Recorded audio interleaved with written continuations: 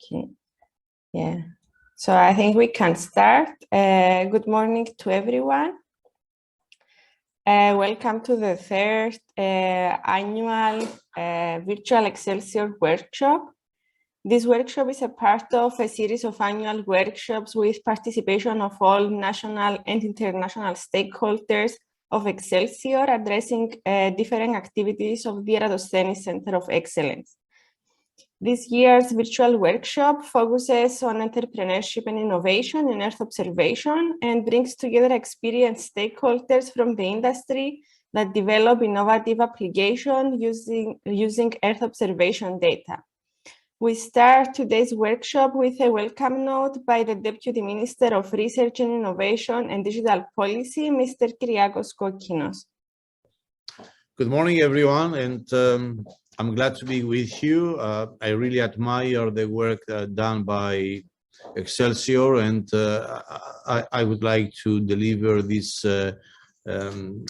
speech in the spirit of collaboration and the assurance from the country and from the government that we are in full support of your efforts, and I would congratulate you for this. So good morning. It gives me a great pleasure to be addressing today's workshop, bringing together experienced stakeholders from the research and innovation ecosystem and space industry to explore collaboration opportunities and promote innovative space solutions in the fields of Earth observation and more. First of all, allow me to express my sincere congratulations to the organizers for this initiative, as well as their wider efforts to enhance the research and innovation activities and ecosystem in our country and elevate our country's posture as a regional hub on innovation and advanced technologies. Dear friends, space is an integral part of our national digital agenda and is a key driver of resilience, growth, and competitiveness. The capacity to use and access space is indispensable in tackling global challenges, modernizing industries and opening up new business opportunities, as well as developing solutions that enhance the well-being of citizens and support a diverse, more sustainable and more inclusive economic model. Space-based technologies deliver reliable and repeat coverage data sets, which combined with research and development of appropriate methods, provide a unique means for understanding our planet, its climate, the geology, natural resources, ecosystems, and natural and human-induced hazards, and better predict, adapt, and mitigate the global changes ahead and their impact on humanity. I think we all agree that Cyprus needs to be part of this space revolution, leveraging on its geostrategic location and climate conditions, national infrastructure and expertise, while also fostering innovation and entrepreneurship based on space technologies, data, and services.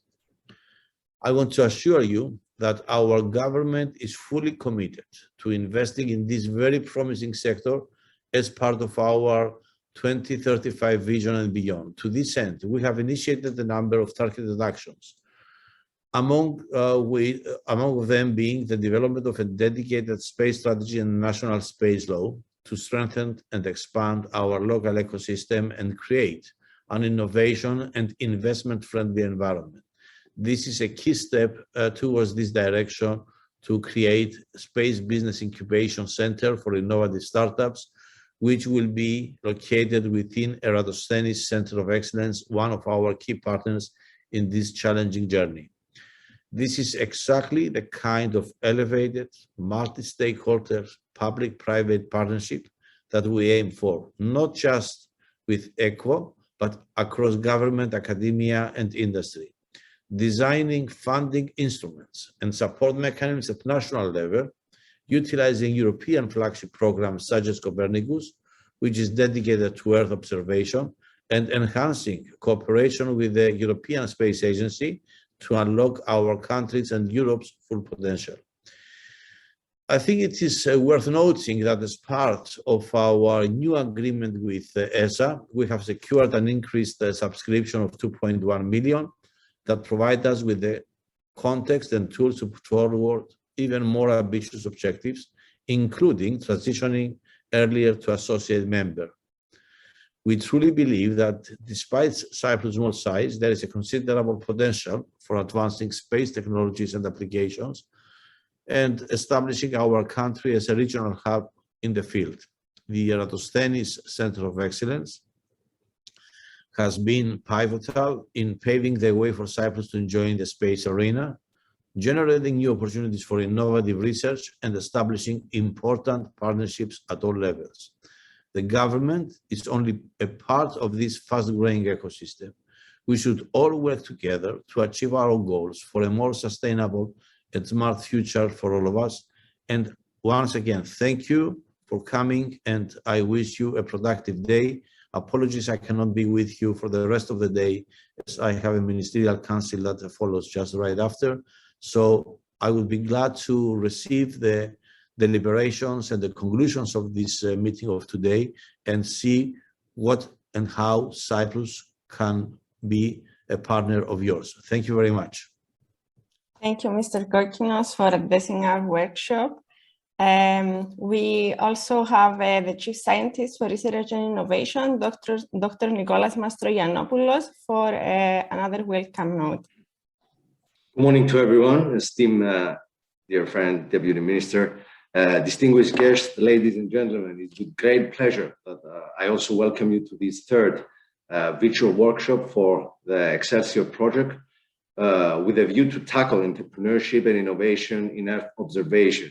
An initiative which aims to bring together representative and pioneer organizations, prestigious academic and research institutions, as well as entrepreneurs and forward thinkers to discuss the latest developments in this vital field. Earth observation fuels innovation and benefits SMEs and startups with a vision for innovation in the food, energy, and environment sectors, providing them with essential tools. For example, we have seen the appearance of applications linked to smart agriculture, food security, renewable energy, clean tech, air and water quality, as well as forestry in the last couple of years. With this in mind, we are particularly proud of establishing the ERATOSTHENES Centre of Excellence in our country, which facilitates access to new scientific networks and uncovers everything that we need as a community. Also, in fact, the Excelsior project, which focuses on establishing our country in the field of space-based technologies, is one of the most ambitious in the Cyprus research and innovation history. Therefore, I would like to congratulate the organizers for this event, the ERATOSTHENES Centre of Excellence, and the Cyprus University of Technology for their dedication, relentless efforts to boost research and innovation in Cyprus. As we all know, the ERATOSTHENES aspires to become a fully functional innovation hub and a research excellence center in the MENA region, focusing on fields of research such as Earth observation, geospatial information and analysis, space applications, while it's creating an ecosystem where state-of-the-art sensing equipment, cutting-edge research, targeted education services, and entrepreneurship come together. As the Cyprus Chief Scientist for Research and Innovation and the Chairman of the Research and Innovation Foundation, I deeply admire your vision, and I reassure you that we will walk alongside in this wonderful journey. As we embark a new era, humanity is facing a wide range of challenges, such as the global COVID-19 pandemic's after effects, and of course the climate crisis, which is a massive threat for the world, for its direct and indirect impact. To this end, fueling cutting-edge ideas across all levels of education, society, and industry, facilitating research, innovation, and technology alongside with cultivating green consciousness stands as our top priority. The government of Cyprus is fully in line with EU objectives and has implemented a series of groundbreaking reforms, including the adaptation of the National Recovery and Resilience Plan entitled Cyprus Tomorrow. The bar is high and the goal is clear. Makes research, innovation, technology a fundamental pillar of the country's new growth model, which will in turn expand the productive base of the economy, foster innovative entrepreneurship, and accelerate the green and digital transition. Considering this, And as part of its commitment to support and further develop the local ecosystem, the Research and Innovation Foundation launched its new framework of research and innovation funding programs a few months ago, providing 150 million in funding by various programs. Our main goal is to strengthen the extroversion of our ecosystem by building on the philosophy of targeted investments, as well as to expand the competitive sectors of the economy and use new technologies that would support the green, blue, and digital transition and development. Big opportunities also arise from Europe's most ambitious funding program for research and innovation, Horizon Europe, with a total budget of 95.5 billion. The program opens the new way for real actions and progress, assembling the world's best minds to work together and deliver revolutionary smart solutions to the key issues of our times. For us, through our different capacities under the umbrella of the Cyprus National Research and Innovation Governance System, but also for me personally, synergies along with the development of a culture of creativity and innovation are essential to the driving, as I said, driving force behind the creation of a productive R&I environment. On that, we would strengthen the local ecosystem and lead to the development of and commercialize of value-added innovative products and services, an ecosystem that is fit for the future and efficient, adding value horizontally across all sectors of the economy. With this goal in mind, the RIF is in the process of establishing a national knowledge transfer office aiming to transfer the results of scientific and technological research to the economy and therefore society at large. The office is expected to be fully operational within the year. Dear members of ERATOSTHENES, I would like to congratulate you for your hard work and express my full support for your vision to transform Cyprus into a national and regional hub for Earth surveillance and space-based monitoring of the environment. The field of space and related technologies was once considered to be too advanced for a country as small as Cyprus, a possibility that we can now dare to consider because of your distinguished actions and endless potential.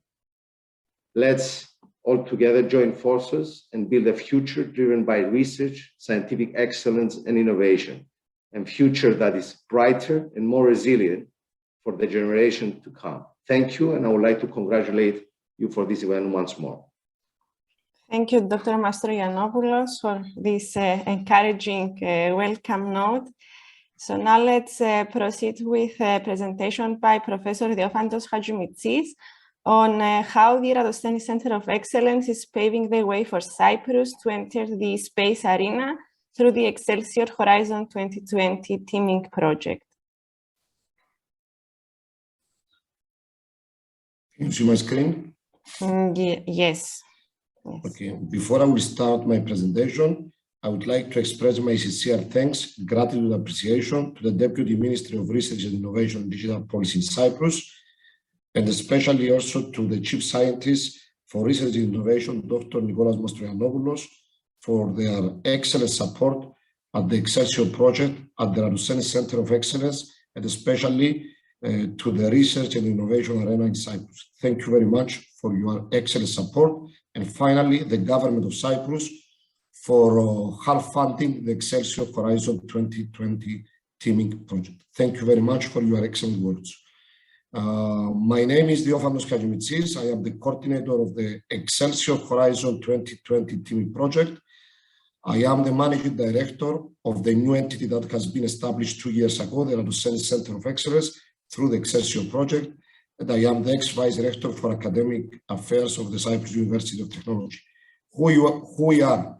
We are based in Limassol, in Cyprus, which is situated at the southern coast of Cyprus. It's the second largest city in Cyprus, and the main activities are taking place in Limassol in Cyprus.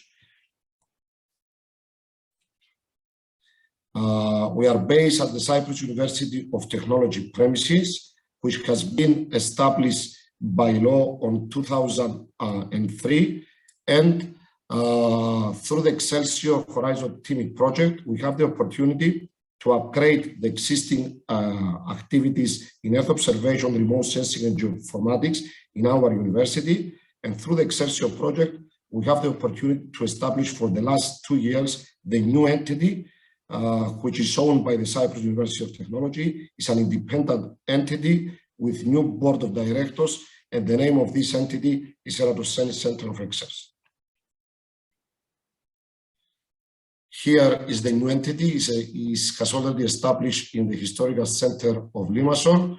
Who we are? We started from the Cyprus University of Technology. I mentioned before that has been established by law in 2003. We welcome our first undergraduate students in 2007, and the university up to now consists 6 faculties, including the Faculty of Engineering and Technology, 13 departments, and 1 language center offering academic degrees programs, 15 on undergraduate level, 15 on postgraduate, and 15 on PhD. For 2019 to 2020, we had the opportunity to be ranked as within the 350 best university in the world in the Times Higher Education World University Ranking. We are based in the Faculty of Engineering and Technology, which consists 3 departments: the Department of Civil Engineering and Geomatics, Department of Electrical Engineering and Computer Engineering and Informatics, and finally the Department of Mechanical Engineering and Material Science and Engineering. Our main activities is under the umbrella and auspices of the Department of Civil Engineering and Geomatics, and we have several academics that participate in the Excelsior project through other departments, not only from the School of Engineering and Technology, but in other 5 departments of our university. Our history goes back on 2007. We have already established 15 years ago a small remote sensing geoenvironment lab within the Department of Civil Engineering and Geomatics, dealing with the main activities of remote sensing, earth observation, and geoinformatics. In 2016, we submitted the Excelsior Phase 1 proposal in the European Commission. In 2017 and 2018, we implemented the Phase 1 project and we submitted on August 2018 the business plan. In November 2018, we submitted the second phase proposal of the Excelsior project under the widespread teaming call. In 2019, we started the project Excelsior Horizon 2020 teaming. In 2020, through certain procedures in order to follow the national law, we have already established our new legal entity through Excelsior project, and the name of this entity is ERATOSTHENES Centre of Excellence.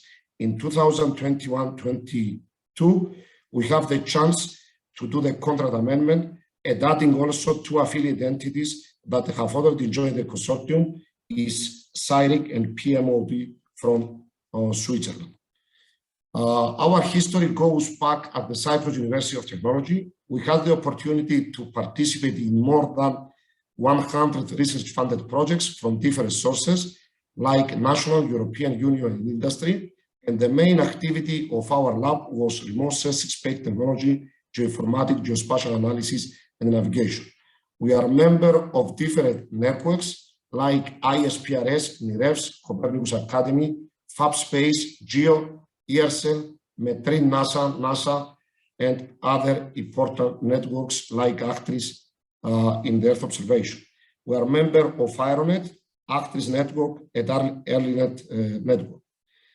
For the last 15 years, we have the chance to collaborate with different organization entities and research institutions, companies, not only from Europe, but over the world. Up to now, we have already established the ERATOSTHENES Stakeholder Hub that consists of 600 members. What is the Excelsior project? Excelsior is a horizon project that motivates us to establish the new entity, the ERATOSTHENES Centre of Excellence. Here are the details of funding. It's a total budget of more than 38 million euros, consists funding from European Commission 15 million euros for 7 years, and 15 million euros from the Republic of Cyprus, and another 8 million euros co-funding from Cyprus University of Technology. The project starts on 2019 and will end in the next 15 years. What is widespread call and why we submitted? Based on our history, our lab was an existing lab with research team. So we submitted this proposal in order to upgrade our existing research and innovation capacity. And we found some other strategic partners in order to be upgraded in a research top excellence center in Earth observation and space technology. Here is our mission to upgrade the existing remote sensing environment lab at the Cyprus University of Technology to a sustainable, viable, and autonomous center of excellence, the ERATOSTHENES Centre of Excellence. Here is our vision for the next 7 years. We aspire to become a world-class digital innovation hub for Earth observation and geospatial information within the next 7 years. And we want to be the reference in the Eastern Mediterranean, Middle East, and North Africa, the MENA region. Here is a consortium of the Excelsior project. Cyprus University of Technology is a coordinator. We have now a new entity that has been added in the consortium, the ERATOSTHENES Centre of Excellence. And we have the Department of Electronic Communication from Cyprus as a partner on the national level. We have National Observatory of Athens. We have DLR, Tropos from Germany, and 2 affiliated entities, CYRIC from Cyprus and PMOD WRC from Switzerland. Why Excelsior? In our capacity as a consortium, acting on the domains of Earth observation and geospatial information and space technology, we are motivated from the fact that the European Commission will invest 16 billion euros in space building upon Galileo and Copernicus. We see the opportunity as the Cyprus government is investing to become a European Space Agency full member, and we aspire from the fact that Earth observation and remote sensing has been identified by ESA experts in the past as one of the 3 domains for potential future plan for European Copernicus stage projects in Cyprus, the ESA-PEX projects. We fully align with a smart specialization strategy for Cyprus, and we feel the responsibility to expand our center into Earth Observation Center of Excellence. And we are excited by our mission to upgrade the existing remote sensing lab to ERATOSTHENES Center of Excellence. Here is our team before the submission of the proposal. Here is our team during the kickoff meeting. We have the opportunity to have the President of Cyprus, Mr. Nikos Anastasiadis, in our premises 2 years ago for the kickoff meeting. We set up, before the submission of the Excelsior project, an advisory board that continues with us in the Excelsior project and in our Center of Excellence. We have very often 2 or 3 times per year several meetings in order to give us their advice. And we have scientific committee and research and innovation committee within this external advisory board. We have Vincent Ambrosia from NASA, Marcello Maranesi from Italy, Lena Halunova from Czech Republic, Peter Zeil from Austria, Kelga Horst from European Space Agency, and Mr. Daniel Barok from Israel. Why we choose this consortium?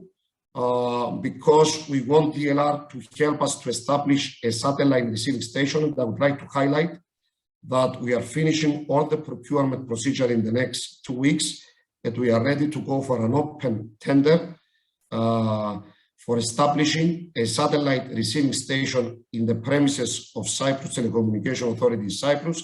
This will be one of the main highlights of the ERATOSTHENES Centre of Excellence infrastructure. And this will give us the opportunity to go for services, products, and establish our activities not only in Europe, but in the MENA region. We choose NOAA in order to provide with all the necessary links to establish a Copernicus node in Earth observation-based monitoring in Cyprus. We choose Tropos from Germany because are the experts on the atmospheric remote sensing and climate changes. And we are proud now that we are nearly finished with the procurement procedures for establishing the ground-based remote sensing station for atmospheric sciences and climate changes in Cyprus. And we choose DEC, which is the local stakeholder, in order to promote space issues at the national level. And we have another 2 entities with us, affiliated entities, CYRIC, that will help us to establish the ERATOSTHENES Centre of Excellence Digital Innovation Hub, and PMOD from Switzerland that are experts on solar energy. And we found a lot of collaboration in Cyprus, especially now we collaborate with 4 research centers at the University of Cyprus for joining forces for research and innovation in GIS and solar and Earth observation in solar energy. Why Cyprus? This is one of the slides that we support our project in Brussels, because it has a unique geostrategic position to support Earth observation from satellites in 3 continents and provide valuable services in the satellite calibration and validation process. And because of the good weather conditions, we have the opportunity to acquire cloud-free satellite images. Another main highlight is the terrain of Cyprus with ocean. Land is an ideal place for calibration validation purposes, as I mentioned before. And this is an example for an archive database in NASA USGS. We found Landsat images for 17 years, more than 78% are cloud-free images. And here are some of the needs and opportunities that we have already identified in the business plan. Why we wanted to establish the ERATOSTHENES Centre of Excellence? Because we found some needs, and here are the needs. There is a big need to establish an aerosol cloud monitoring superstation in the MENA region. We suffer from droughts and water shortage in the MENA region. We want to support rehabilitation program. Big research and innovation gap in the disaster and risk reduction in the national level and in the MENA region. And there is a big gap to establish a regional digital innovation hub in space in order to attract also collaborations with from industry. What are the opportunities? In the business plan, we have already identified several opportunities for establishing the ERATOSTHENES Centre of Excellence in Cyprus. We found that there is a huge amount of research and innovation in big data management and analytics. When we are going to establish the satellite receiving station in Cyprus, this will boost not only the research and innovation capacity in Cyprus, but also the MENA region for further collaboration. We found that there are a lot of available funding instruments from European Commission and national level, and we see the opportunity to help the Cyprus government for supporting and developing the space strategy in Cyprus. And we saw that there is a huge gap for research and innovation in various sectors, like climate changes, solar energy, water resources management, and disaster risk reduction and big data analytics. We are based in Limassol, but we have a lot of support, supporting infrastructure in different other municipalities like Pega, Geroskipu, Paralimni, Agia Napa. This is a great support for the local community. About our premises, on the left-hand side, you can see a temporary facility owned by the municipality of Limassol. We are ready to go there by the next few days. This facility has been rented by the Cyprus University of Technology for the ERATOSTHENES Centre of Excellence. And we are running also our activities in different buildings of the Cyprus University of Technology in the center of Limassol. And let's explain the structure of the ERATOSTHENES Centre of Excellence. Based on the submission of the Excelsior project, our structure was characterized as a digital innovation hub. And as you can see, we have 3 departments and 4 areas: the infrastructure area, research area, education area, and entrepreneurship area. For the 3 thematic clusters, we have the environment and climate department, disaster risk reduction, and big data analytics. What are the 5 excellent domains that we are planning for the next 7 years to go for excellence? This is a big question. That is the reason in the business plan we identify 3 out of 5 will be successful based on the advisory board suggestion. If we go for 3 out of 5, this will be an excellent success story for Cyprus. We identified 5 areas for excellence in research and innovation: access to energy, disaster risk reduction, water resources management, climate change monitoring, and big data analytics. We apply an open science and open innovation through a digital innovation hub as a multiplier. And we want to stick on the 2 major infrastructures, the super site for aerosol cloud monitoring and the real-time receiving station in the MENA region. As I mentioned before, the ERATOSTHENES Centre of Excellence has been operated through a separate board of directors.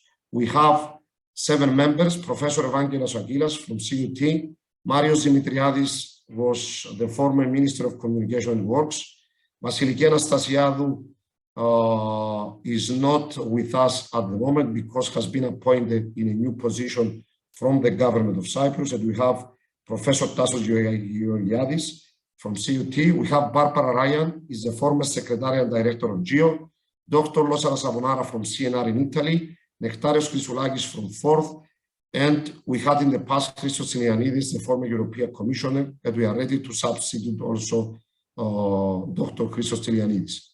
Here is the implementation plan for the ERATOSTHENES Centre of Excellence. We are stick on investment, skills development, achievement, and engagement. I'm not going to explain all of this, but very quickly, we are going to invest in personnel. We are planning for the next 7 years to employ 112 staff for supporting our activities in our center. And for the next 15 years, the plan is to go for 132 personnel. Here is our strategy in order to attract funding and services. As you can see, based on the implementation plan, we want to stick on the research area to attract funding. On the education, we are running a PhD program that has been accredited last year from the Cyprus Quality Assurance for Education in Cyprus. We are running also a bachelor degree in geomatics, and we have certain thematic areas in Earth observation in GIS. And by tomorrow morning, we will have an accreditation of our new revised MSc program in geoinformatics and Earth observation from 4 experts that can be appointed by the Cyprus agency. We are planning to have some incomes from the education activities, except from the PhDs and master at the bachelor degrees. We are planning to still stick on the Skills Development Center professional training program, and finally on entrepreneurship. And we are planning to have some income from the asset sharing unit through our infrastructure, from the business incubation program, living labs, product services, networking, and knowledge hub. Here are some snapshots from the pains and gains from the business plan. For every thematic cluster in our business plan, we have already identified through our advisory board 2 years ago the income through services and funding from European and national funding schemes. But I would like to highlight that every year we sit down with the advisory board and the board of directors and the panels, and we revise every thematic cluster in order to find the best solution for becoming a sustainable center. What is the impact of our center?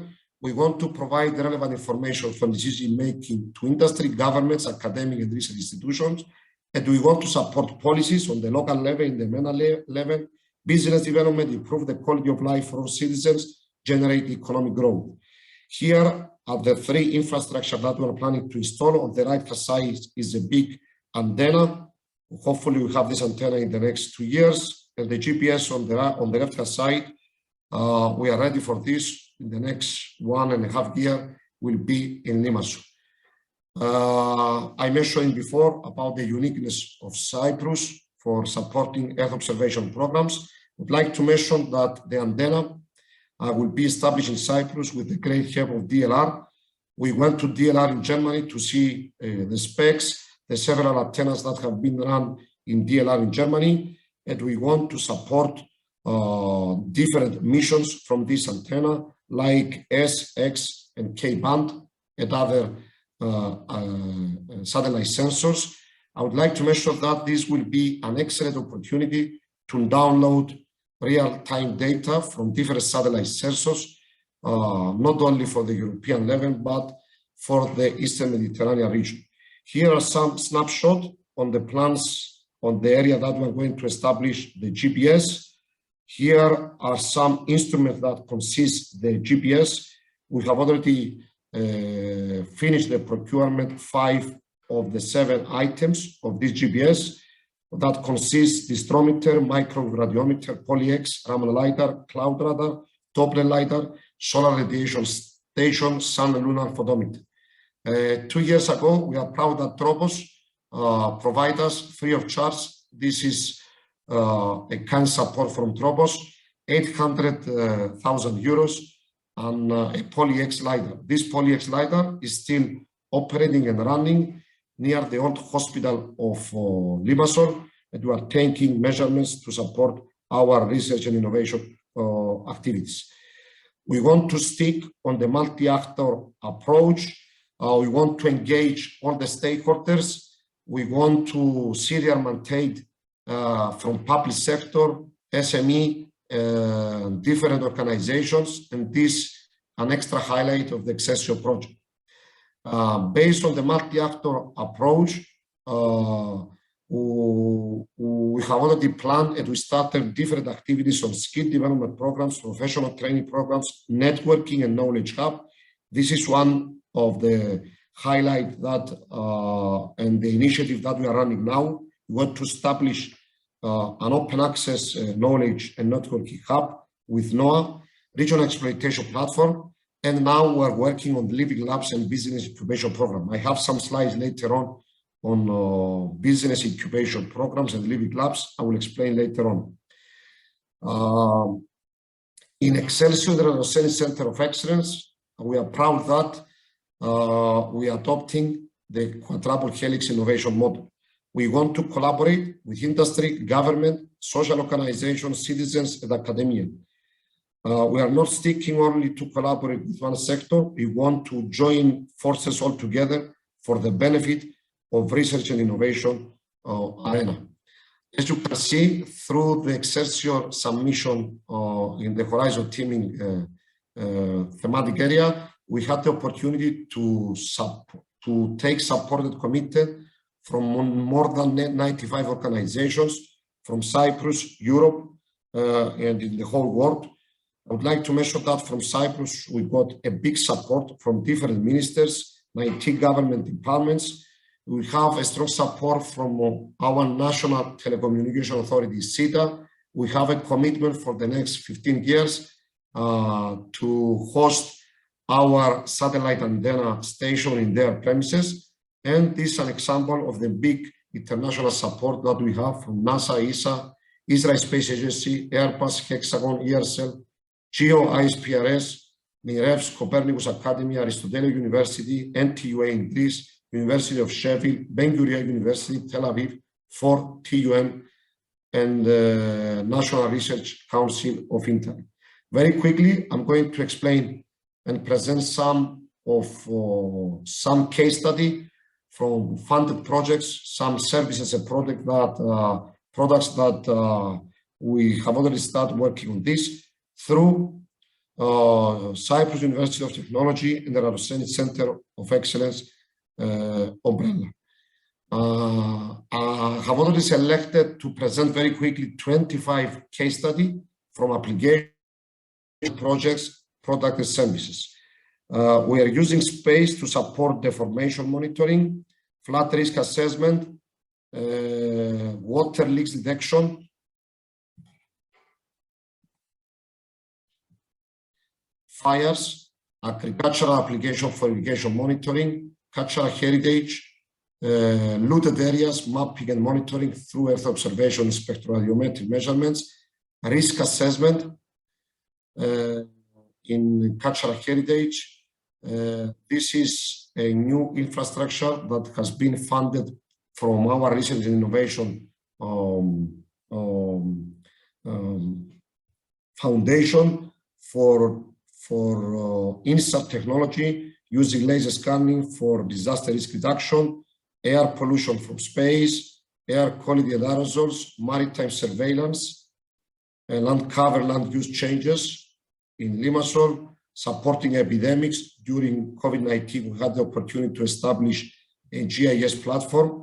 We have already contributed to the national risk assessment and civil defense projects. We support a project for risk assessment in Lebanon using GIS and Earth observation. This is an infrastructure that I mentioned before, Cyclops, for supporting natural hazards monitoring, and we want to incorporate GPS, Galileo, GLONASS, and other satellite sensors, Copernicus and TerraSat. We are involving in a project. We are finishing the next forthcoming months. We contributed to the development of the maritime spatial plans. This is an excellent opportunity because we have the opportunity to use GIS and Earth observation to support the development of maritime spatial plan in Cyprus. We participate with civil defense through Earth observation and GIS for establishing a multi-hazard approach for different hazards like earthquake, landslides, fires. We are very proud that we are very active in supporting education activities in Cyprus, especially to promote space education. This is one of the highlights of the ERATOSTHENES Centre of Excellence. Every year we participate in several competitions, and we want to support the young people to start come across with space technology and Earth observation. This is a new announcement. We are proud that 3 weeks ago we had the results from twinning Horizon Europe, and we are proud that we are successful through the ERATOSTHENES Centre of Excellence. We are going to start by October 2022. We got a project for enhancing Earth observation capabilities of our center on disaster risk reduction through artificial intelligence, and we have partners from Cyprus, is our center and CELOC, and we have 2 strategic partners from Germany, the German Research Center for Artificial Intelligence and Tor Vergata University of Rome from Italy. We want to start embedding artificial intelligence in our Earth observation activities, and especially under the disaster risk reduction department of our ERATOSTHENES Centre of Excellence. I would like to mention some products and services that we are working. We are working with Silo, an SME company in Cyprus. We have already established and designed and developed a digital twin for ocean and climate use. This is an extra plus for Cyprus, and what we are doing, we are designing the digital twin, finding what is missing in the Cyprus region, what data are missing in order to support the climate use and ocean in Cyprus. With CELOC, we found a way to support the COVID-19 pandemic. We developed a risk assessment for the Republic of Cyprus, the Deputy Ministry of Tourism. We support the flights. 2 years ago, we made all the statistics, and this is the fact that they explained that one of our aim is to adopt the quadruple helix model. That is the reason we collaborate not only with industry and government, but also with society and other academic institutions. Now we are working on promoting in the industry some artificial intelligence products by integrate AI with Earth observation in order to support different applications like border management intelligence and maritime data and intelligence systems. And finally, I'm going to explain what are the living labs that we have already planned to develop in our center. We have already discussed with our partners to establish at the moment two different living labs. One is to support the agriculture through a living lab for water resources management for irrigation. by acquire different data from different technology. We want to integrate different state-of-the-art technology to support the irrigation water management in Cyprus. Very quickly, we want to integrate data from satellite images, from field spectroscopy, from IoT, from UAV, from real-time data from meteorological station, from cloud computing infrastructure, and several other sensors. This is the design of a living lab for water resources management. And the second one, we're working on this with our staff and experts to design an atmospheric monitoring living lab in Cyprus. We want to collect data and support also the society stakeholders. We want to join forces with the industry, government, and society to come with us, sit with us, discuss, and find a way to engage these people in the living labs. We want to get data from satellite images, from cloud radar registrometer, Ironet network, PolyX LiDAR, and other sources. And finally, I would like to explain some short activities about how we are dealing with entrepreneurship at the ERATOSTHENES Centre of Excellence. At the moment, we have already identified some critical steps for promoting entrepreneurship in our center. We want to go through the ideation, the IPR, the competition, the business plan, the financial plan, and pitching. The next steps, in order to promote entrepreneurship in Earth observation, we sit down with CIRIC and we establish several steps. We're going to announce the first workshop on entrepreneurship mentality. Then we have an ideation workshop from idea to business plan workshop, internal competition, and an application submitted to organize the fourth Cassini hackathon. We are proud now that the ERATOSTHENES Centre of Excellence was accepted on 8th of May as a European Business and Innovation Center Network Associate Member. The European Business and Innovation Center Network is Europe's leading entrepreneurship innovation partner network. It facilitates a pan-European global community of people using innovative business as a driver for regional, economic, sustainable, and social development. And we are very confident that the ERATOSTHENES Centre of Excellence will greatly benefit from the EBN network through the support of innovation, entrepreneurship, and incubation. And here is a signature ceremony in Brussels with Dr. Themistokleous and Dr. Philimis from ERATOSTHENES and CIRIC, that we are proud for this and we want to continue with this great initiative. I would like to mention that 2 weeks ago, our center, ERATOSTHENES Centre of Excellence, has been signed a signatory with the Research and Innovation Foundation in Cyprus to become a EURACCESS service center in Cyprus. Thank you very much for your attention. All the details are here: Instagram, Facebook, YouTube, and the rest of the social media. Thank you very much for your attention. Thank you, Professor Hadjimitsis. And let's proceed with Dr. Panagiotis Philimis, CEO of CIRIC, on business and innovation support services to SMEs and startups in Earth observation. Good morning, everybody. Today I'm going to talk about business innovation support services to small and medium enterprises and startups in Earth observation. It's been an honor to be in this virtual workshop. Thank you very much, ERATOSTHENES and Professor Hadjimitsis for the invitation. As Professor Hadjimitsis mentioned before, CIRIC is an affiliated member of the Excelsior project. Now, CIRIC, since 2016, has been the Business Innovation Center of Cyprus.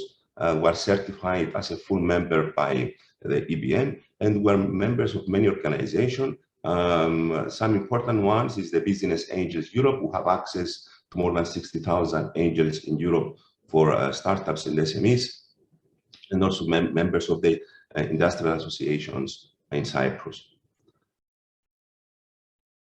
In addition, we have been coordinating the Cyprus Digital Innovation Hub since 2018. We have at the moment 23 members, and we are very active participating in many DIH projects in Europe. Now, as far as SARIC and what we provide to entrepreneurs, startups, and SMEs, we have our own R&D center. We have links with the local academic community, technology, business, and entrepreneurial ecosystem. We provide a number of services that we'll see later on, and also the Gravity Incubator with the Gravity Ventures as the fund arm. Now, as far as the EPN network, I'll tell a little bit more. There are more than 150 qualified certified EU PICs. So, typically, this is a very big ecosystem that comprises of government organizations, clusters, most of the technology innovation parks in Europe, corporates, investors, universities and business schools, and also business support organization like a labeled EU PIC. The aim of an EU PIC is to support the development and growth of innovative entrepreneurs, startups, and SMEs. Now, some important numbers to show within the network of EPN is that each year the ecosystem, actually this ecosystem, this network supports more than 4,000 companies, creates more than around 20,000 jobs every year. In addition, we have, as far as the incubation of startups, we have a survival rate of within the first year of 94%, while in the third year, 84%. This is the average in the whole network of EPN. And most importantly is the access to funding. We have more than $500 million raised from the members of EPN.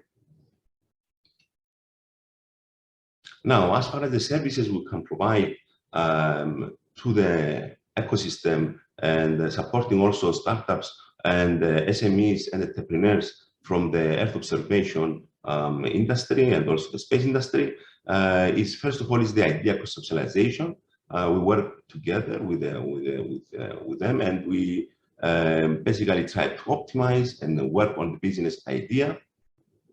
And this is a very important part. At the same time, when we are coming up with this, let's say, solution to problems or new ideas for new products, we'll go obviously to IP. So we provide a number of IP services, both internal IP services we provide in-house, but also external from several expert organizations.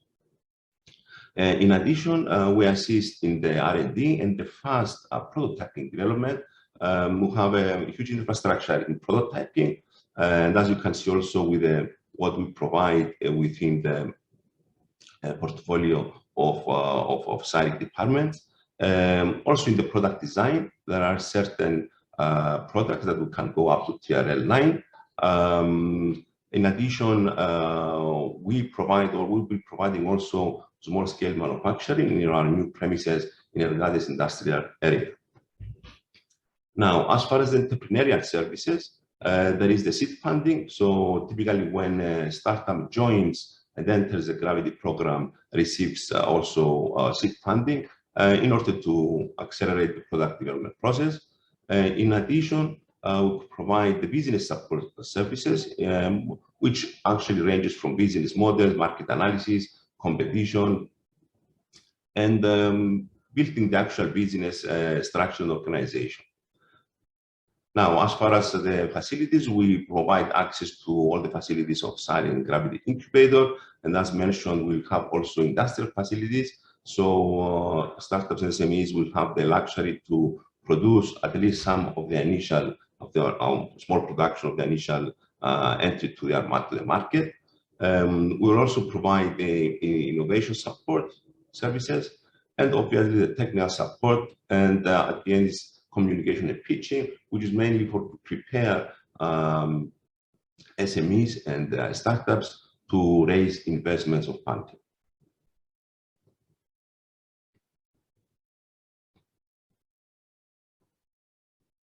This is actually our infrastructure. We are based in Nicosia. We have the infrastructure and Gravity Incubator. We have one of the biggest facilities also in rapid prototyping. At the moment, we have the biggest rapid prototype in Cyprus, which is 1.2 meter length. Now, as far as the technical services, we have a range of support, starting from the engineering design. So we do 2D and 3D design, we do the prototyping, we do also robotics, mechatronics, and then we move to electronics and communication, where we can design embedded electronics. So we can design hardware, control systems, setting up IoT networks, using different kinds of protocols like the LoRaWAN. Also, we can develop smart IoT services for entrepreneurs, and also work in the area of biosensing. And within the software, we provide services with regards to IoT and cloud, artificial intelligence, and big data analytics, and we provide also access to public cloud. Also, as far as the production, we are specialized in design and manufacturing of UAV, drones, UGVs, robotic systems, IoT networks, and IT sensors. This is something also we can provide to potential entrepreneurs that will come to receive services from our center. Just to mention that within the R&D area, in the last 6 years, we have been coordinating more than 20 projects. We are mainly the private organization with the biggest coordination in the country, and we have managed more than 100 million euro budgets. So this is the 3D departments and the technical support, which is more let's say technology specific. The ones that are relevant to Earth observation space is definitely the IoT, setting up IoT networks, designing sensors, building sensors, manufacturing sensors, also UAVs and drones, robotics and mechatronics.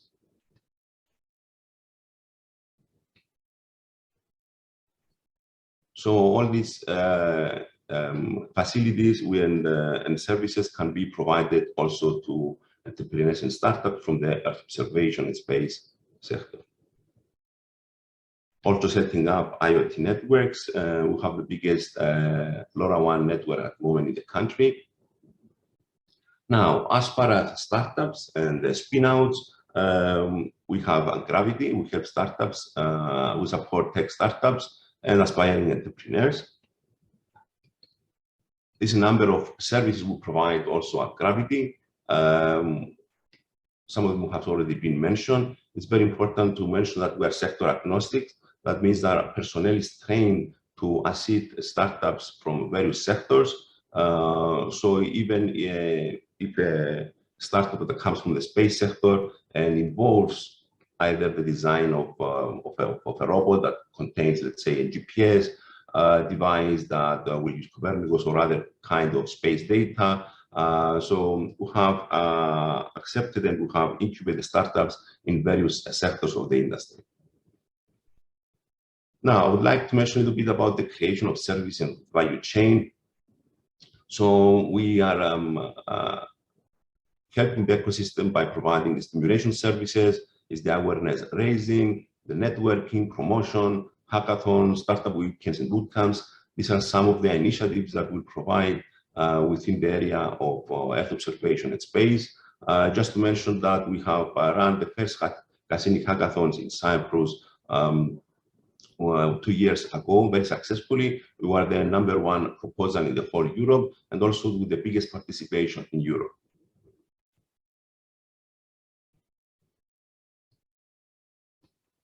Now, as far as the, so we have the leads initially and the ideation that usually we get these leads through these stimulation services.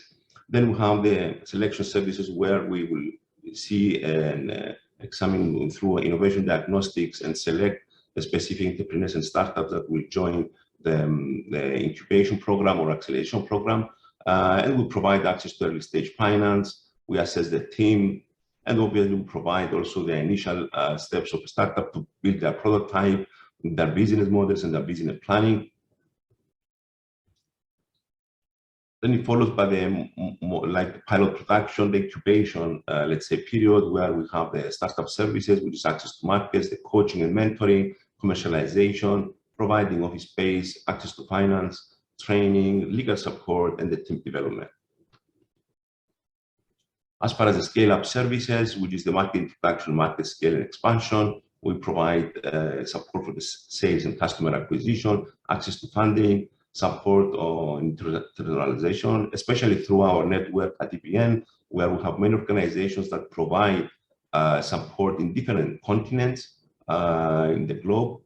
And obviously for a small SME from Cyprus or a small startup from Cyprus, having access to big continents like China, US, Brazil, Africa, different kinds of regions where they want to expand their market. There are actually people in place from the EPN network that can assist entrepreneurs in starting, let's say, and entering a market in those regions. And obviously the IP protection and all the other services, especially on the manufacturing, especially if it's a hardware, it needs to go manufacturing, it has to scale up at that point. As far as startups coming from the Earth observation and space, we can accept any time of the year. Our application is open. We usually assess them within 1 month. We reply maximum in 2 months, whether will be accepted. But obviously, I should say that this is not something that it's straightforward and like in 2 months, startup will just join in an incubation program.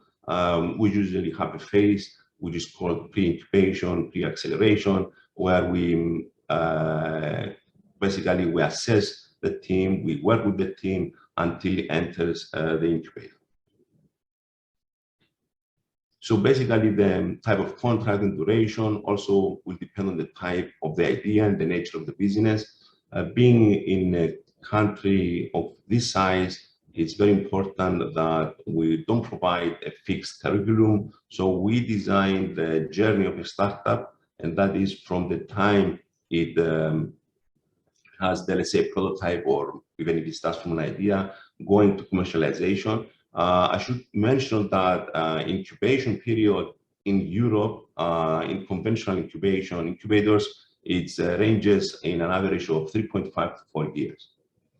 This is something we have already done with many of our startups. We have startups now that are at the point of manufacturing and selling products. So we want to do that also for startups in Earth observation space, and together with ERATOSTHENES, as Professor Karimiksis mentioned, we'll have a number of initiatives starting from the and realizing that it is a very early stage ecosystem in Earth observation and space. So we'll have all this kind of services mentioned before. I should say also that within our journey, we have supported many startups, and in generally we raise funding and investment in average more than 400,000. This is actually the minimum for, especially if we have a deep tech startup that wants to get the next investment. So in order to prepare such a startup, it has to raise a big amount of money. This is our job at the incubator. Now, a few of the services that will be offered through Excelsior, some of them Professor Karimiksis also already mentioned, is access to the SARIC and Gravity incubator infrastructure. We will support SMEs and startups from the Earth observation and space-based applications. Obviously, through ERATOSTHENES, we'll provide also licensing to space technologies, space and other IP that is generated through ERATOSTHENES to startups and SMEs. Incubate startups and spin-outs at Gravity Incubator, but also we'll have many initiatives and many events in ERATOSTHENES premises in Limassol. One important thing, obviously, is to support those SMEs in order not to fall in the in the valley of death, as we call it. Assuming that the team is really investable, is to raise investment. This is very critical for a startup in Cyprus. We don't really have VCs at this moment in Cyprus that supports this ecosystem, and that's why we use our own networks, either through EPN or other networks, in order to help the startup raise investment and not fail. Last, but also important, is networking with the space industry in Europe. And there's going to be many initiatives in order to build these links with different organizations in Europe for startups that will join the incubation program, Gravity and ERATOSTHENES. This is it. Thank you very much. Thank you, Panagiotis. And let's proceed with the next speaker, Daniela Dobreva-Nielsen from also Space of Innovation and ESA Big Bavaria. The presentation is entitled From Space of Innovation to Commercializing Space. Yes, hello. Good morning, everybody. I hope you hear me. Yes. Lenny? Hello. Yes. Good morning. Thank you very much for the invitation, and it's a pleasure to be here with you this morning. And I was listening very carefully the presentations of the speakers until now, and especially Panagiotis' presentation was very interesting because, of course, it goes into a little bit into the topic that I would like to cover. I hope you see my screen. Yes. Yes. Yes. Yes, yes. Yes. Let me introduce myself. My name is Daniela Dobreva-Nielsen, and I'm representing EZO, Space of Innovation, or the German company based in the outskirts of Munich, very close to the German Aerospace Center. We are a commercial company originally as a spin-off from DL. However, we established in the last 17 years, or even almost 18 years, as the leading company for supporting space innovation and space entrepreneurship. So the title of my short presentation says it all. What we have been doing in the last 18 years is indeed to use, based on space technology transfer from space, to foster the commercialization of space. My company, EZO Space of Innovation, is covering three main areas: innovation, venture, and consulting. And in this presentation, I will try to explain a little bit what we're doing, and of course, to try to link with the topics that you're covering in your project, and also you're trying to develop further for Cyprus. What we believe is that the space is the backbone for growth in digital business and entrepreneurship. And I can only encourage you to continue your path into supporting space, also like with the focus, of course, of Earth observation, but it will step by step go beyond that, I believe, because this is something what happened to us. We started our journey in the technology transfer from space with supporting the creation and further development of application and services using satellite navigation already approximately 17, 18 years ago. And this developed further into later, like 12 years ago, we went hand in hand with the beginning of the Copernicus program of the European Union to support Earth observation applications and services. So as you can see, you start from somewhere and you continue your journey, and the more you do in space, the more interesting opportunities come out. Let me quickly go through where we come from, so you can get a sense of the company, and also potentially for the opportunities that are open between your activities and us in Germany, but also in Europe.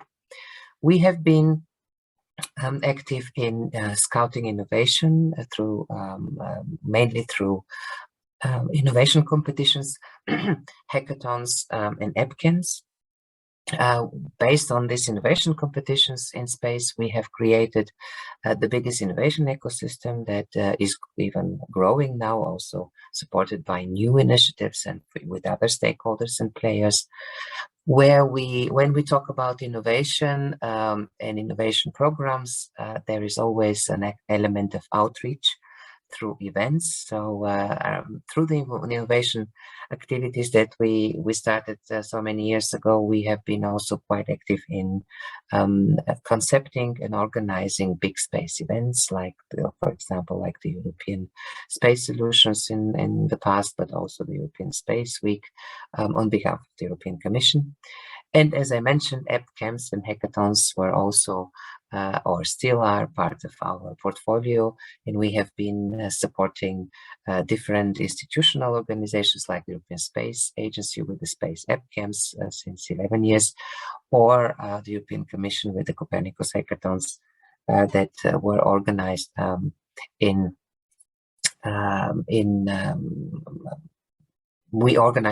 we supported the organization of 40 hackathons prior to the arrival of the Cassini hackathons that are currently also relevant for you, and I keep my fingers crossed that you're chosen for the next round.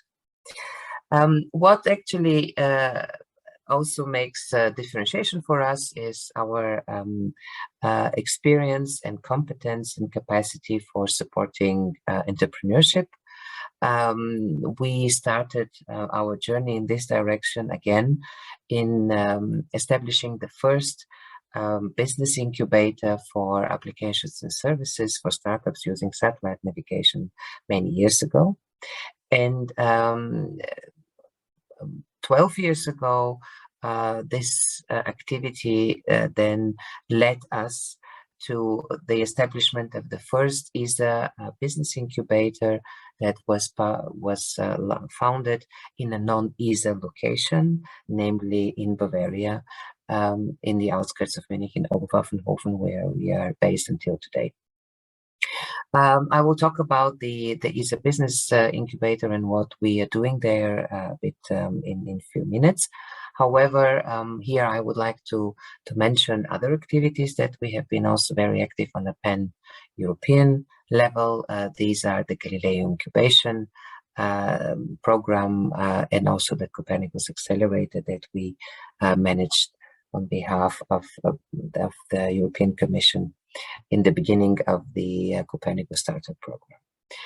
Currently, we are working with the European Commission on the Cassini program, and I will touch on this also later in my presentation. What I would like to share with you is the so-called Space Masters ecosystem that we've created based on the innovation competition Copernicus Masters and Galileo Masters. And as you can see, the many dots on this slide, the dark blue dots are the ESA business incubation centers in Europe, across Europe, that were created in the last 10 plus years, step by step. We helped or supported this creation of ESA Business Incubation Center through our innovation competitions, through Copernicus Masters and Galileo Masters, and the many light dots and all the lines that you see with a lot of logos that are quite small to see. However, these are our partners in the innovation competitions, and behind each partner, behind each country or region, there are a lot of local organizations like the organizers of this workshop today that are interested in creating space innovation or space entrepreneurship ecosystem in their own countries or region. So what makes our Space Masters ecosystem unique is that the power of the local players is then collected in a pan-European activity, and with the outreach, with pan-European outreach to the main institutional and industrial partners in the competitions. I want to talk about a little bit about Copernicus Masters that is currently running.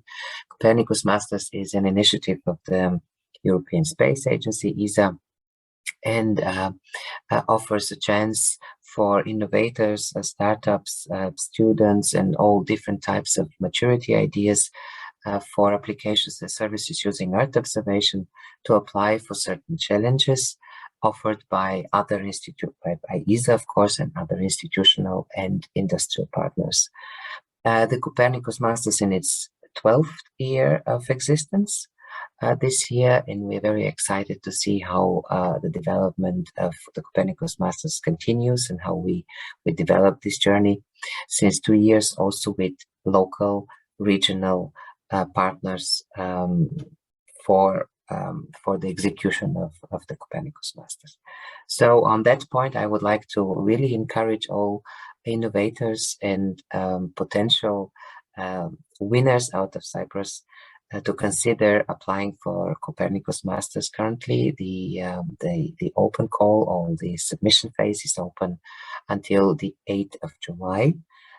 So please note this opportunity for Copernicus Masters and feel free to pass by on our website and of course apply if you're interested in if you can bring new innovative ideas using Earth observation.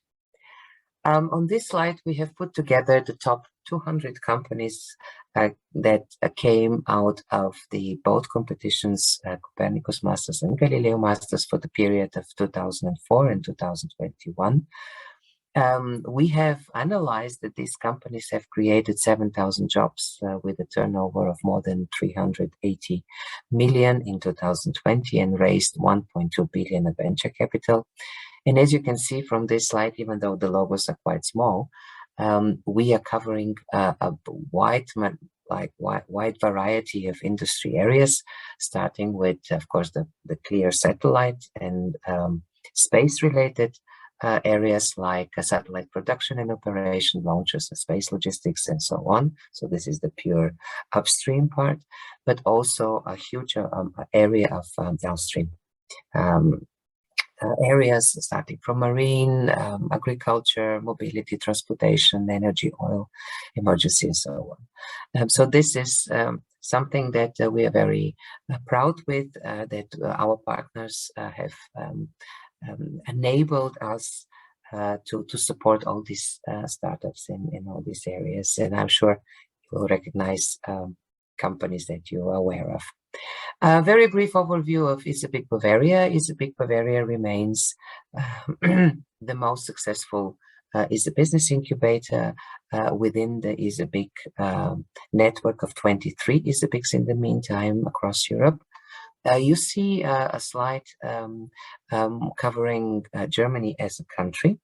So in Germany, we have two operation companies of ECoE. One is my company and the other one is CESA, where you can see on this map the logos of the companies that are managing the respective BICs across Germany. So our friends in CESA are managing the ECoE in Darmstadt and the ECoE in Baden-Württemberg. So these are the two areas. And all the rest of the ECoEs across Germany are managed out of AZO.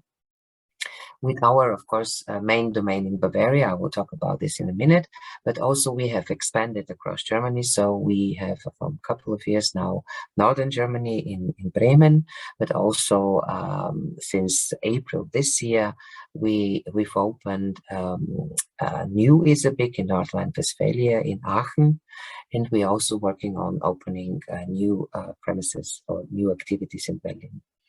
So as you can see, the statistic on the right side of the slide, both managing companies in Germany have delivered through the ECoE program until today 356 startups.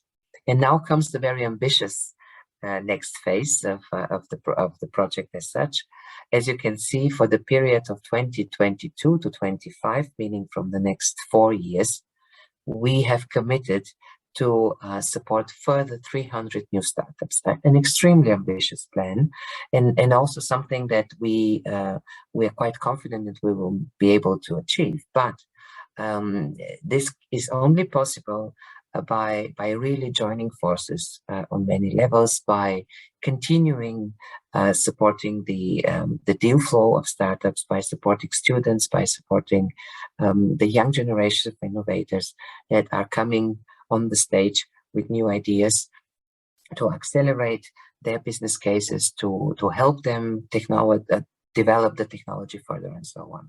So these are the numbers for Germany, and I hope that with this kind of examples also, and the way we we structure the business incubation, we can also help you and other partners across Europe to understand know-how, to understand the success stories, to learn from our experience and also support your efforts. Coming back to the Bavarian results, the Bavarian ECoE, as I mentioned, is the most successful ECoE with more than 200 startups supported.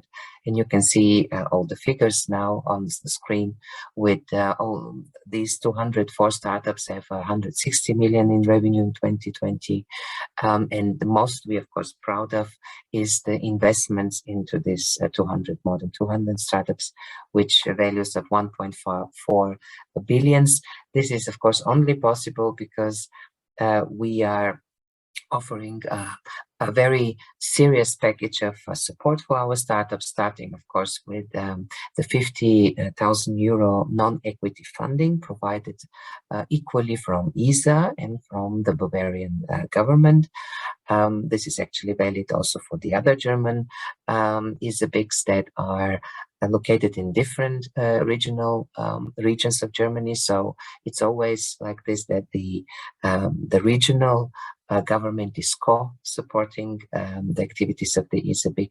So that's the financial part of the non-equity funding. But of course, we are supporting the startups with a huge package of activities, starting from technical support, business support, networking, connecting to funding and investors, and of course the door opening to many development possibilities. I would like to go only quickly back to this slide, because as you can see here in all the different logos, we have different partners, and all these different partners that are executing on site are the biggest value of the ECoE program as a whole. So we will not be as successful as we are if we didn't have the partners in the network that support us. So what ECoE is doing basically is, in our case, our ECoE is then mobilizing a huge network of players that are supporting the startup, starting, of course, with our technical partners. As you can see on the example of Bavaria, we have different technical partners in each of the locations that we work on. So, for example, in Oberpfaffenhofen, we are working with our closest collaborators in DLR. In Nuremberg, we are working with one of the Fraunhofer Institute of IIS. With Ottobrunn, we are working with our industry partner, Airbus, and there are 2 new locations as of this year. In Neubiberg, we're working with the University of Bundeswehr, and in Würzburg with the Dock and Technology and founding center in Würzburg for small satellites. So as you can see, this is the technical base of our network. And then we have further industry network. We have a financial university partners in providing software or hardware or legal on IPR services, marketing services, and so on. So they are there. This slide is also showing actually the variety of the partners within the ECoE cluster in Bavaria as an example of and this is something that I would like to leave as a takeaway out of my presentation, that the successful incubation program, and I could hear from for Panayotis and the previous speakers, that this is exactly what you're doing with your Center of Excellence, and you are. It seems that you are on the right path to continue a successful journey in this sense. Only a quick overview of some of the startups that have passed, and I'm sure you can recognize quite famous names like, for example, the 2 IPO stars that we have among our alumni is Lilium and also Mineric that have a very high market capitalization, also have been listed on actually Mineric on 2 stock exchanges, and Lilium on Nasdaq. So this has been really a very exciting journey for these two startups, and we really hope that they can continue scaling up even further. As a last topic of my presentation, I would like to talk a little bit about cooperation with partners like yourself. We have, based on our experience within the Space Masters ecosystem, we value enormously cooperation with partners in all the other European countries, but also across outside of Europe. And we are currently working on behalf of the European Commission on the Cassini matchmaking program. Last Friday, we launched the program with a very spectacular in-person event where 43 startups physically came and introduced their activities. In this program, in the Cassini matchmaking program, we are identifying the best startups across Europe and offering them a matchmaking service to connect with appropriate investors and corporates for developing their ideas or their business cases and technology cases further in terms of business development. So I would really like to encourage the startups or the stakeholders out of Cyprus that are relevant for this program to reach out to us. You can find more information on cassini.eu/matchmaking or reach out directly to me. So this is the one program that I would like to make you aware. This program is in a 2 years program currently. We are in the beginning of the first year. Let's see, we're very excited to continue. And if you have, if we can attract representatives out of Cyprus, it will be fantastic. The second program that we are working also on behalf of the European Commission is the EU Global Action on Space, where we are helping as European SMEs to reach out to companies, institutions, and relevant potential counterparts outside of Europe in 46 countries. So this is a dedicated internal support for internationalization for European space companies. And if you have also interested parties here, we will be happy to hear from you on that program.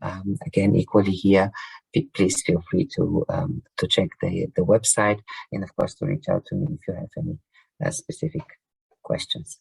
I hope I was quite concise, and unfortunately, as I'm traveling, I will not be able to stay for the rest of the workshop, but these are my contact details. I wish you a very successful workshop.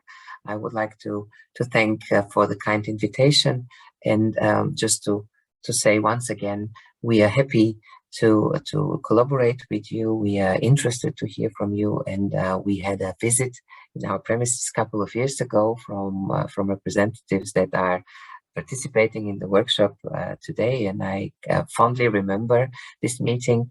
But now after Corona, I think we are getting back to normal again. So please feel free to reach out and let me know if there is something we can do together.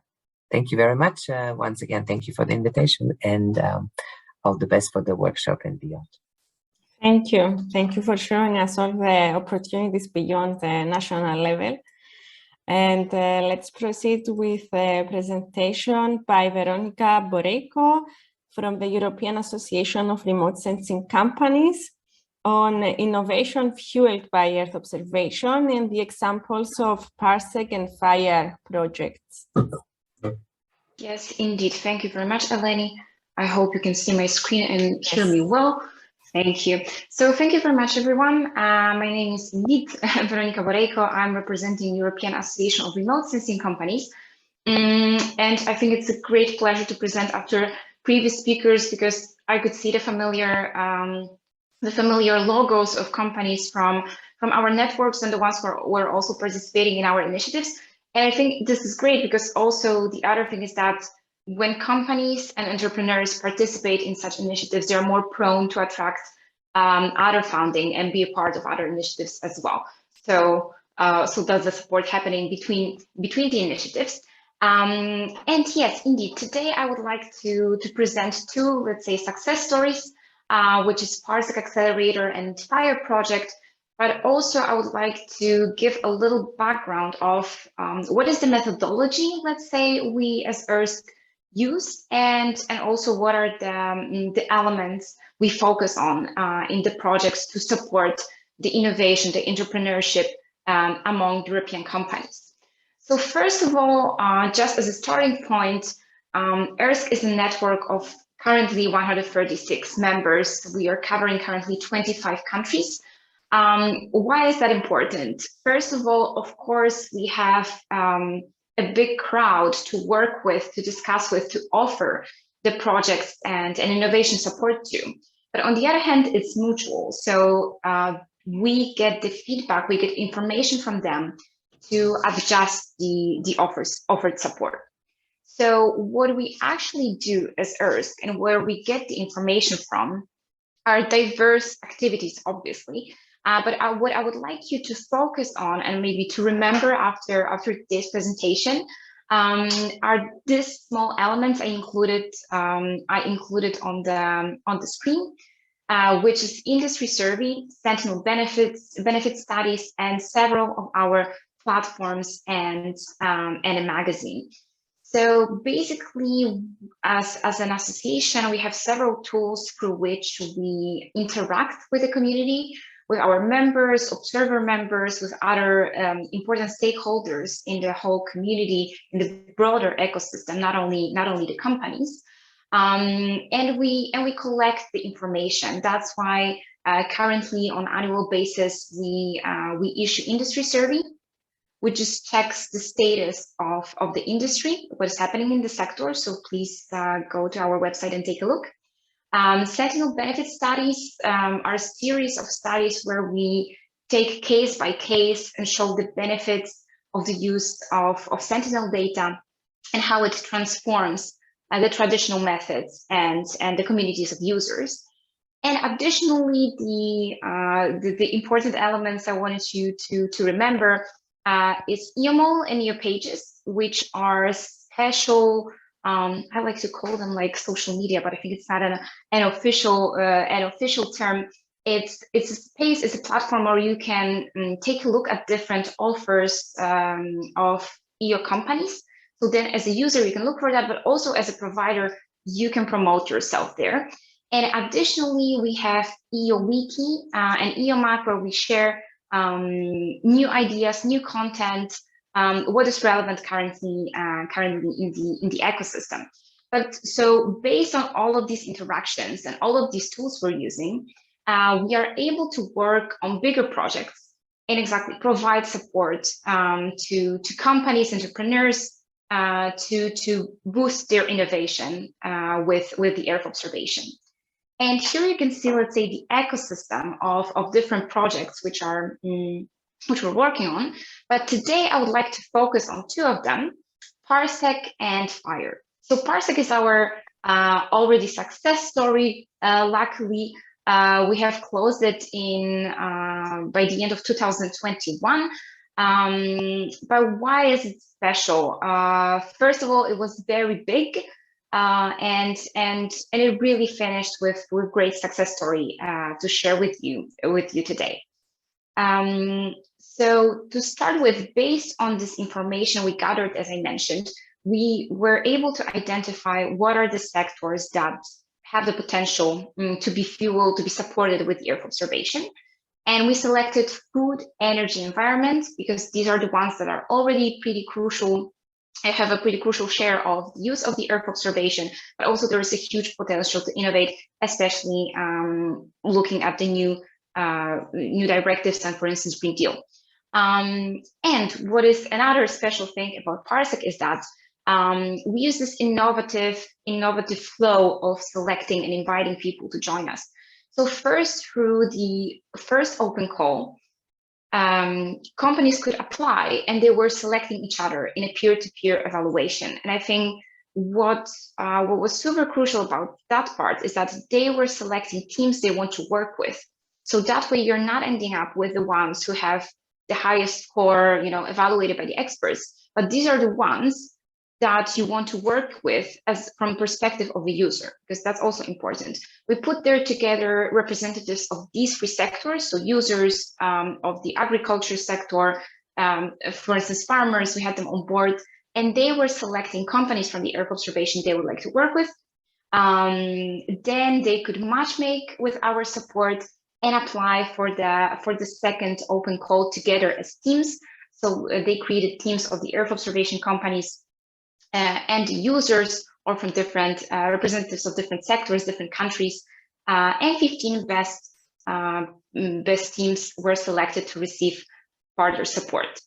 Of course, that's just in a nutshell, but what is important, and I think these are the main pillars we focused on in Parsec, is first access to market. So that's what our companies identified as crucial, as needed.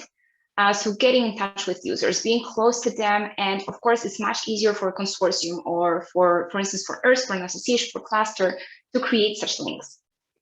Second thing is access to capital. Of course, that's a crucial thing to start for a company or start their kick off with their work. So that's why first the winners received seed capital, and later on the teams received additional or the main 100,000 euro to proceed with the development of their solutions.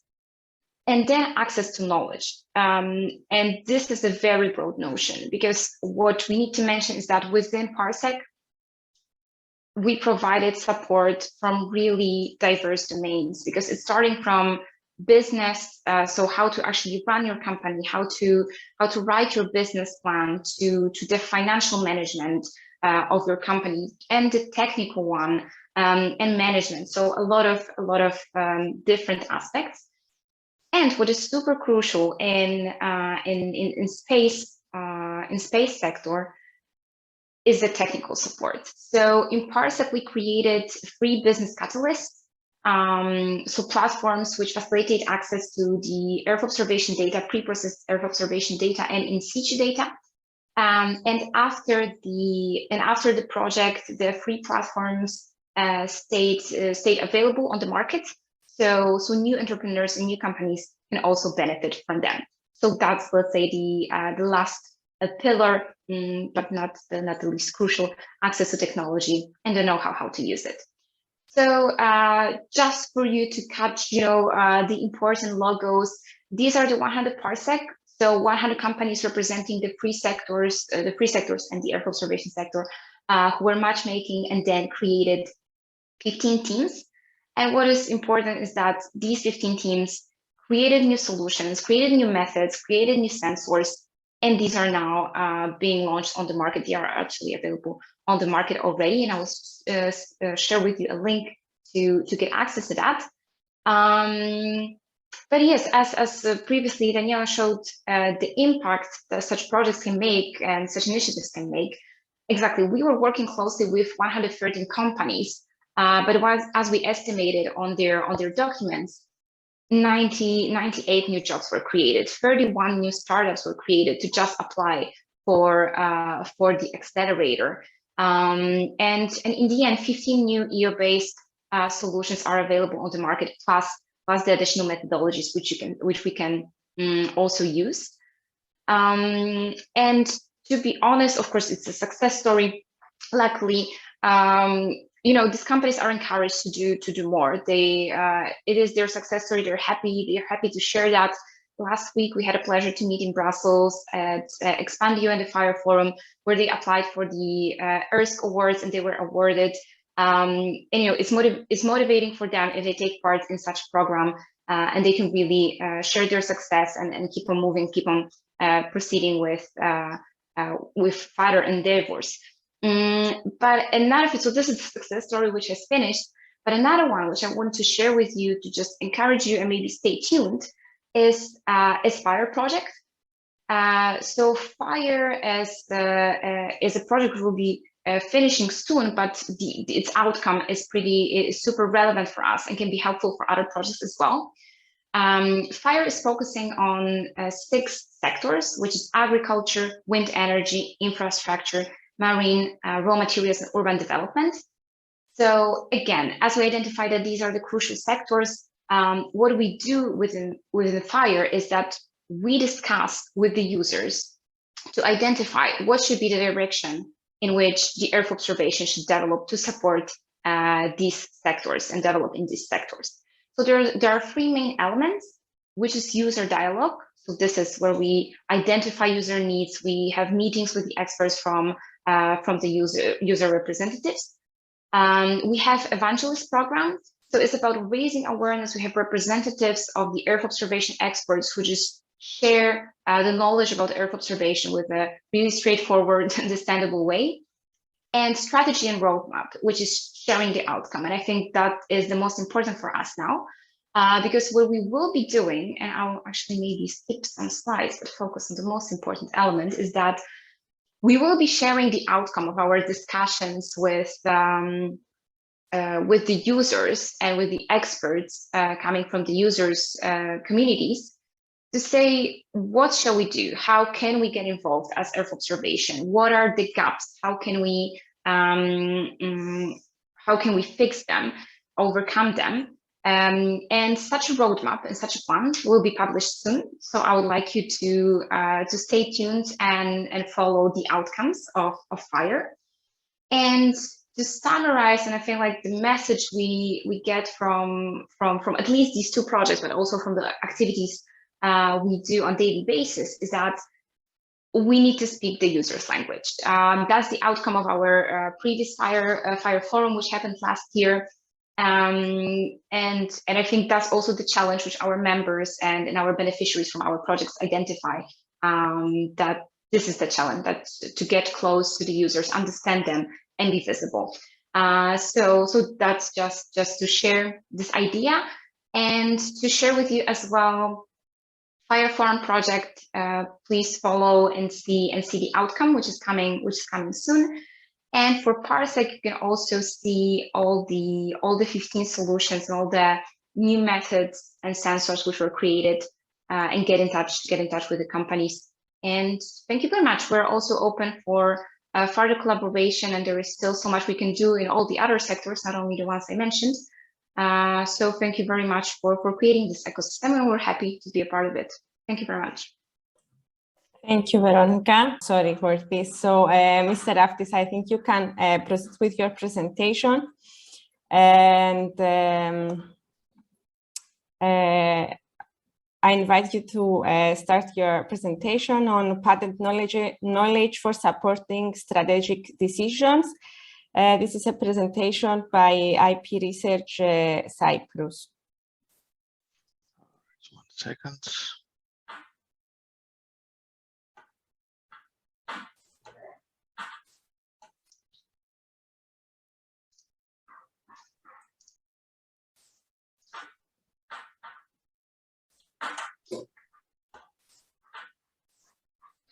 All right. Hello from me, Nikos Raftis. I'm a director of IP Research Limited, the company that analyzes prior art to support key decisions in the R&D process.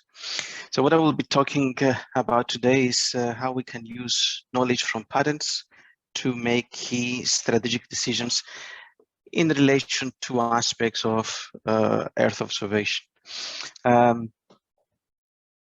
The academic community, and of course anybody that develops new technologies, is well familiar with the concept of growing knowledge on the basis of existing knowledge.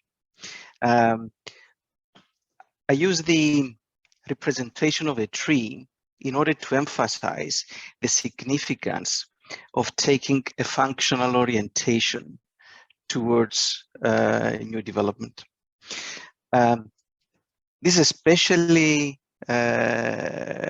true in Earth observation, I believe. By the way, I'm assuming that you can see my screen. Is that correct?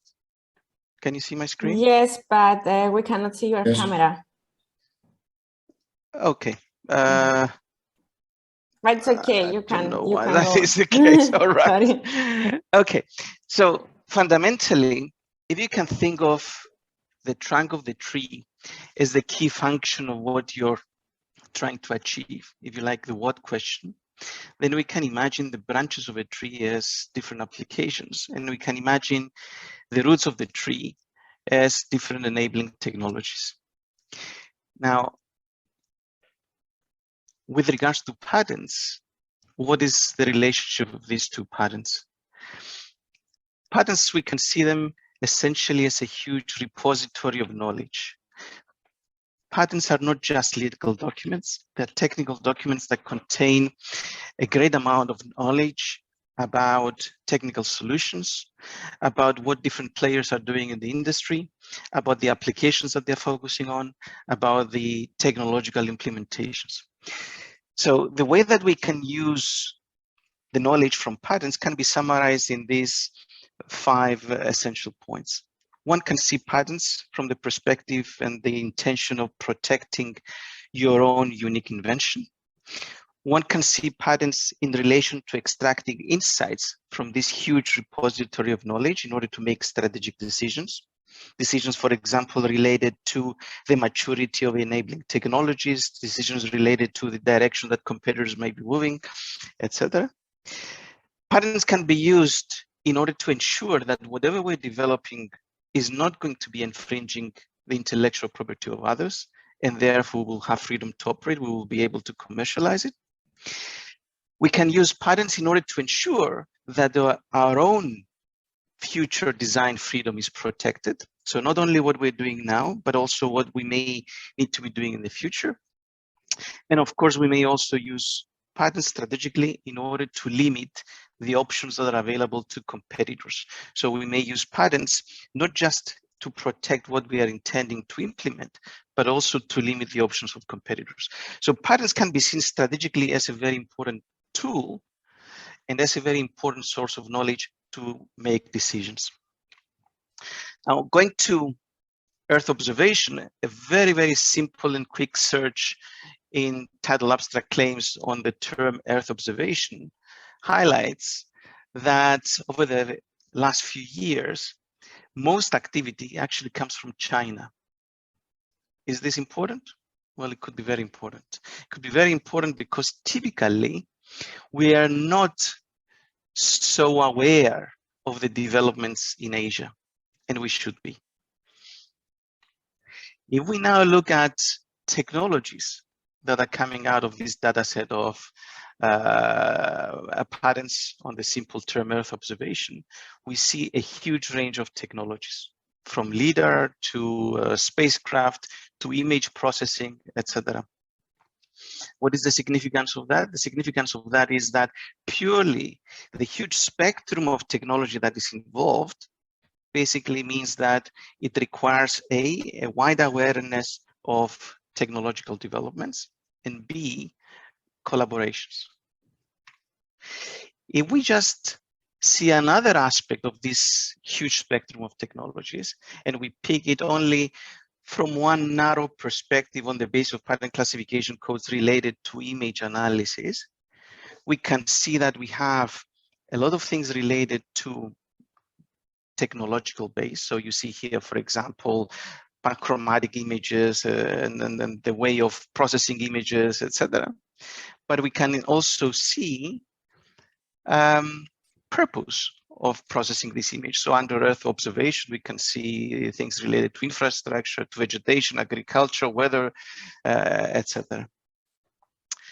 Now, related, of course, to Earth observation is the fact that we want to see things, and perhaps from an innovation point of view, from the perspective of gaining a strategic advantage, we need to be able to see things that perhaps others don't in the wider sense, not just in terms of the images that we acquire from remote or Earth observation, but actually from the data that we can utilize. So what are the things that we can see that others don't? A very simple framework that puts this into perspective is what you see now in front of you. The starting point is the question what and so what. So what is the function that that technology is going to do? What do we need to achieve? And what are the implications? So what? What are the implications to all the different actors, all the different users? all the different people that may be involved in making this thing work, all the different people, or the different actors that may have an impact from what we're trying to do. So essentially, we need to represent our system in relation to what it is doing, and then view it in relation to the needs of different actors, in the relation to technological evolution. And when we say technological evolution, it can be the technology of what we are focusing on. So for example, Earth observation for agricultural purposes, but it can also be enabling technologies. So it could be image processing techniques. And then of course, we need to look at this in relation to what others are doing, because we can never take good strategic decisions unless we're aware of what others are doing, what competitors are doing, what key developers of enabling technologies are doing, what regulatory authorities are doing, and so on. So therefore, this simple schema becomes a strategic perspective, because behind each of these arrows, there are all the key business decisions that are important to us. So then, using this schema as reference, we can apply a process that essentially we may look at it as a simple four-step process, where initially we create a guiding structure and understand all the relevant aspects of what we're trying to achieve. This guiding structure, for example, may refer to building a hierarchy of functions that represents the what question. Then proceeding to get a thorough understanding of the current situation and of trends. So current situation may be in the relation to technological trends. It may be in relation to evolving needs.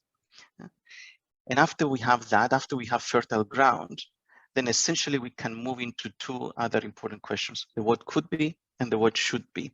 And ideally, these things need to be separated. So ideally, we need to have thorough coverage of the possibility space, the what could be question. And with that knowledge, then approach the what should be question. Once the should be question is answered, then we can expand it further into lots of variants and implementation alternatives before moving to development. Now, talking about key questions that need to be asked and answered, we may also group them in a number of themes. So for example, we can use patent knowledge in order to answer critical questions related to not only freedom to operate and protection of our own invention, but perhaps related to the possible breadth of applications for our core technology, in relation to technological maturity of enabling technologies that we intend to use, perhaps with regards to the position of our core concept in relation to the technological trends that are happening right now. So ideally, under each of these themes, we need to have clear questions of what we need to ask so that we can make good decisions. This is an example of a patent related to Earth observation. This patent is aimed at a very specific application. It's aimed at assessing claims made towards crop insurers about what is referred to as prevented planting. So you cannot plant, you lose production, and then you may claim compensation from an insurance company. So how is this being assessed? Digital maps are created that indicate the conditions for prevented planting. What is the problem to be solved? Well, basically, field visits to verify claims are very difficult. Okay, so this is the problem to be solved. What is it?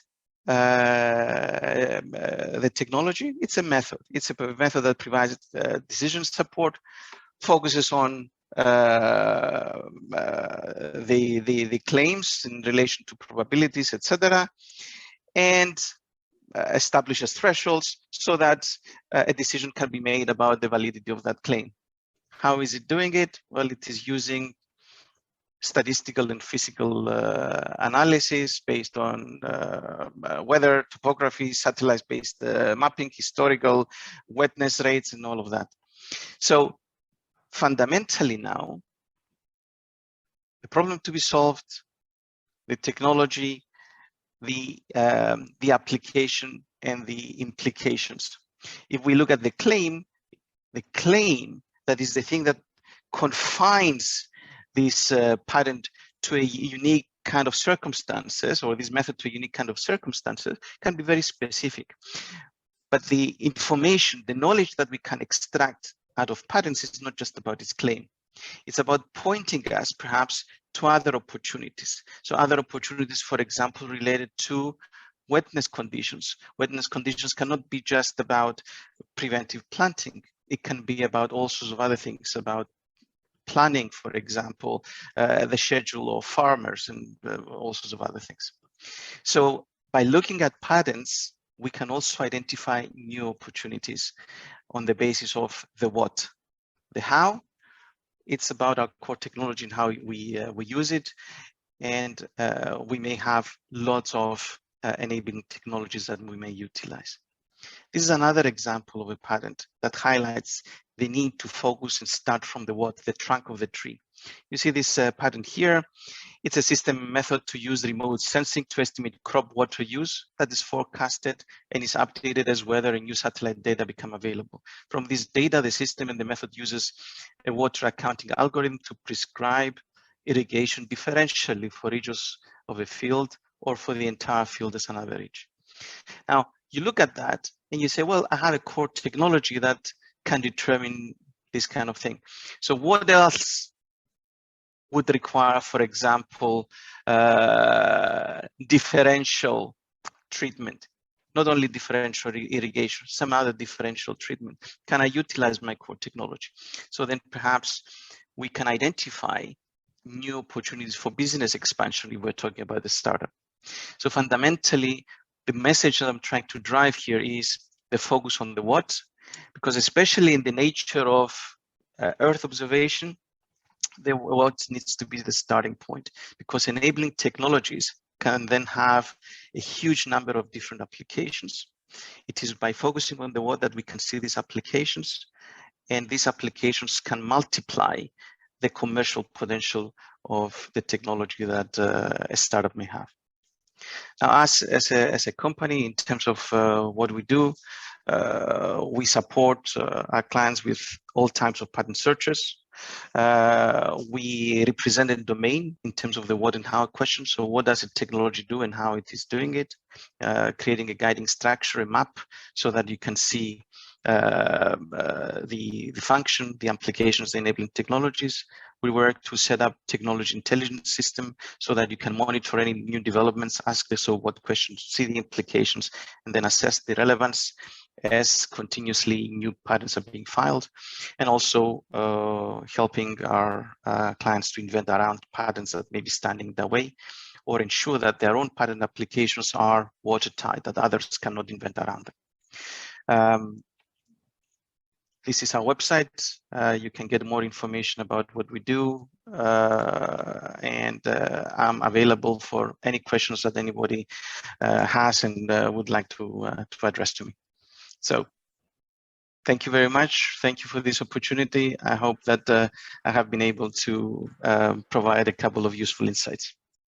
Thank you, Mr. Raftis.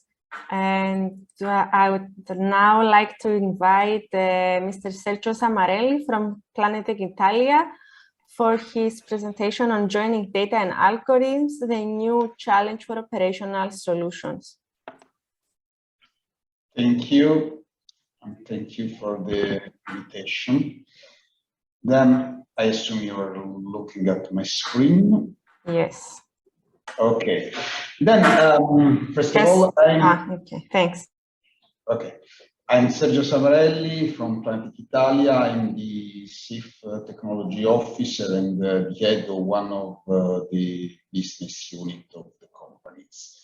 Just to give you some overview of the company before starting sharing my view on the satellite market.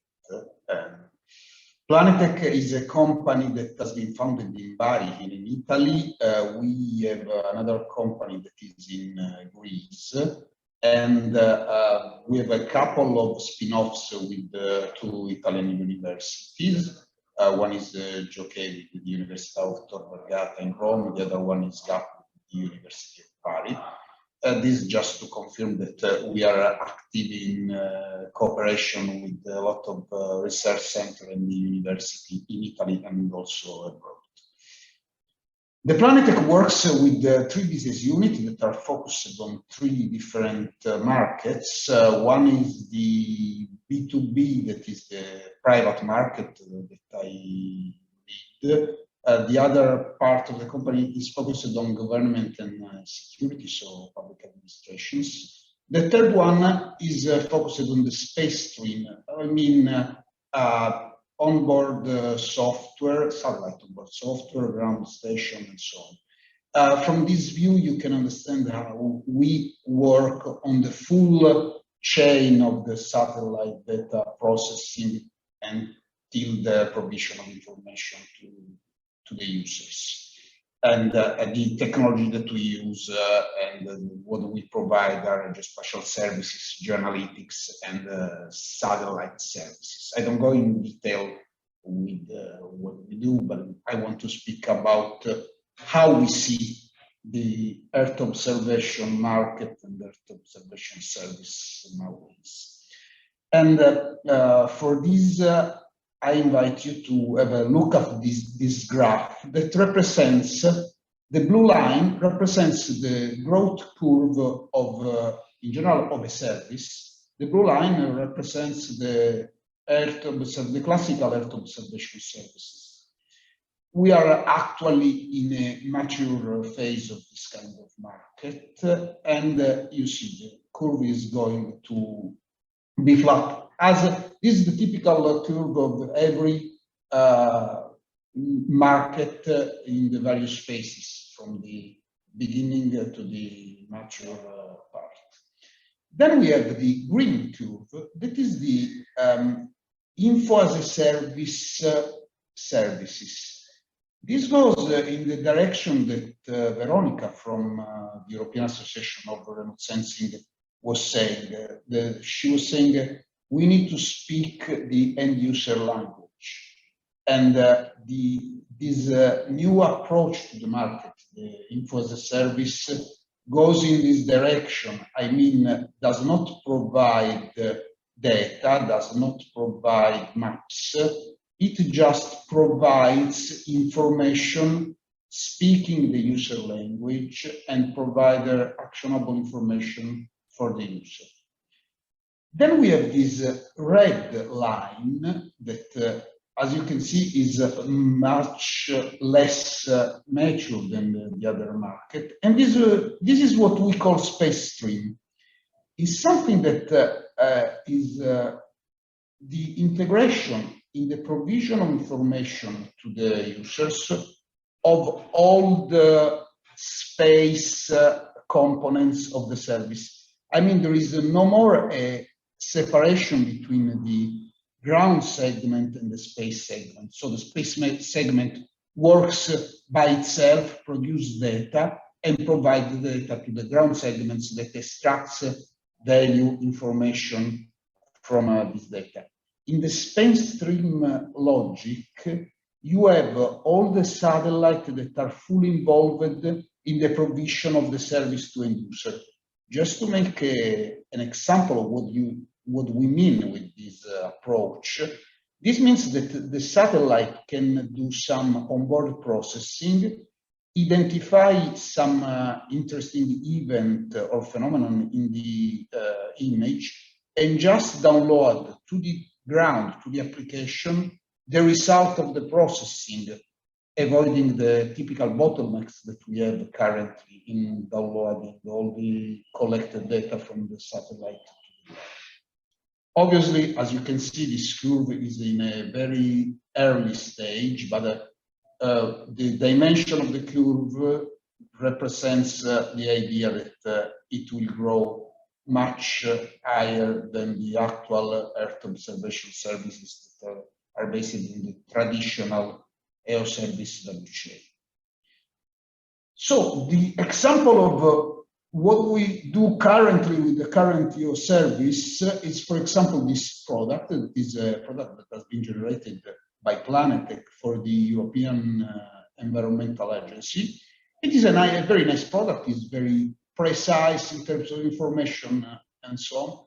But it is the approach of, okay, we collect the data, we process the data, and then we provide the result.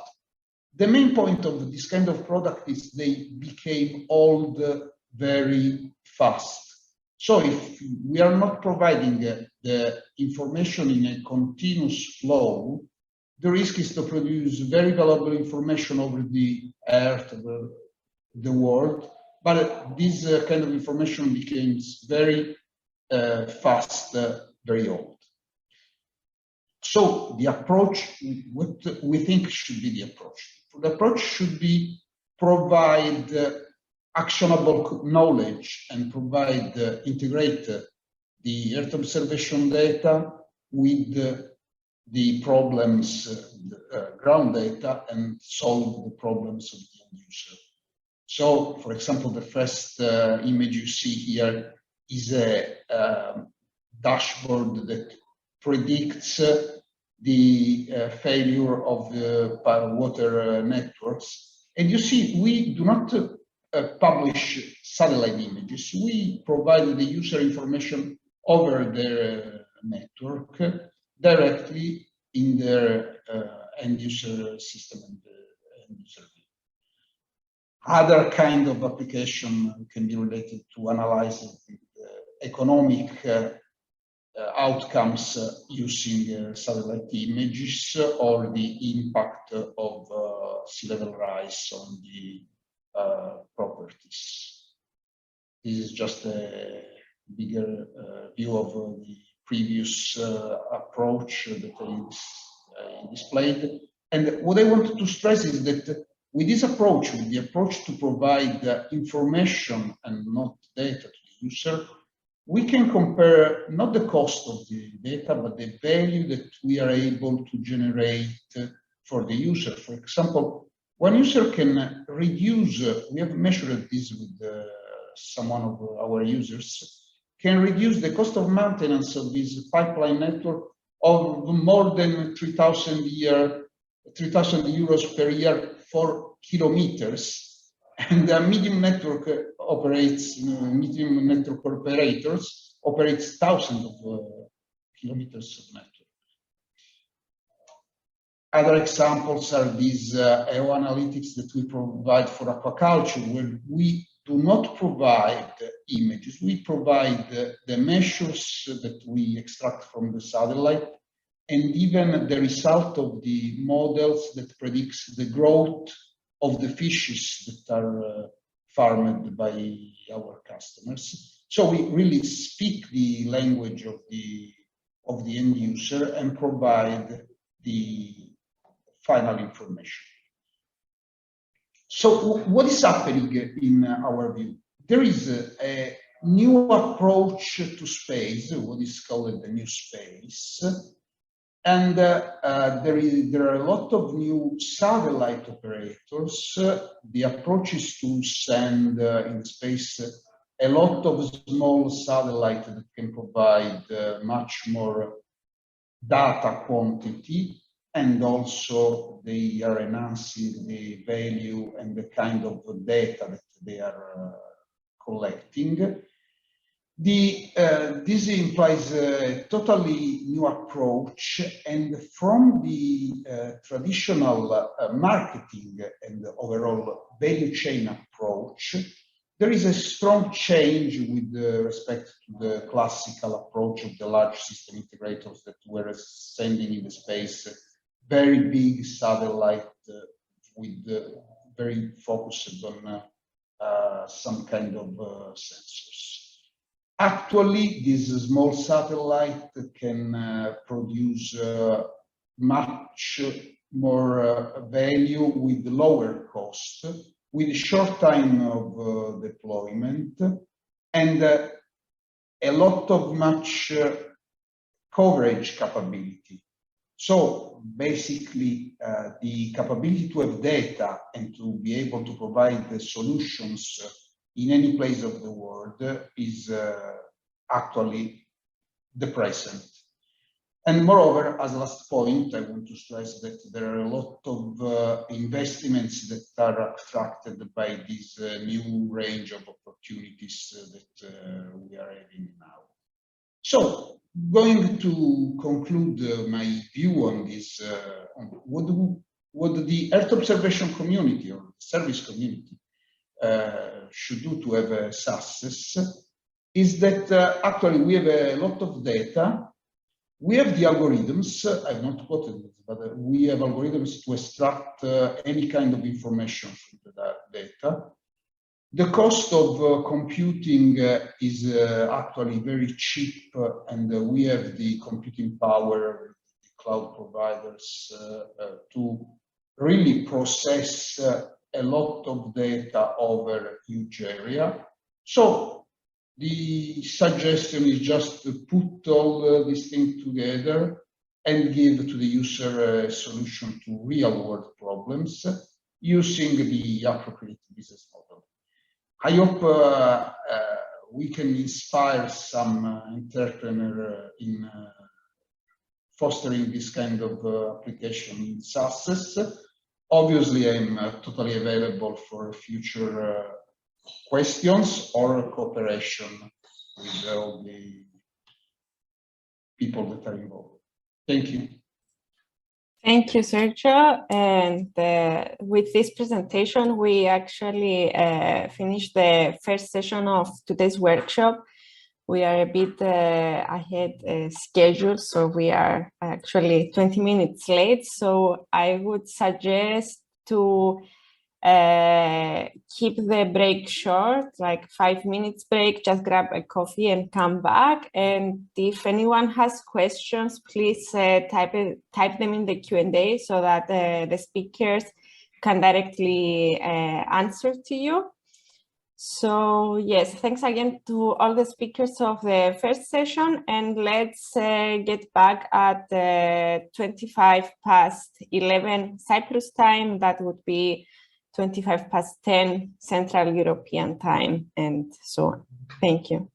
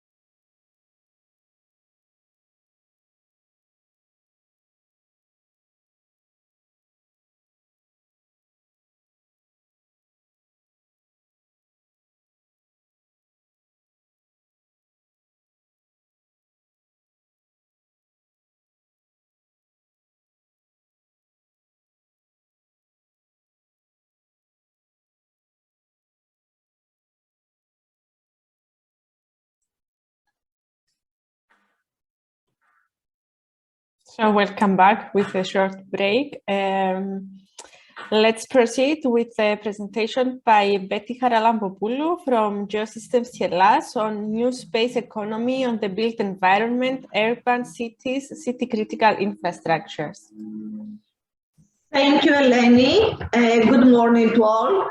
I assume now you can see my screen, correct? Yes.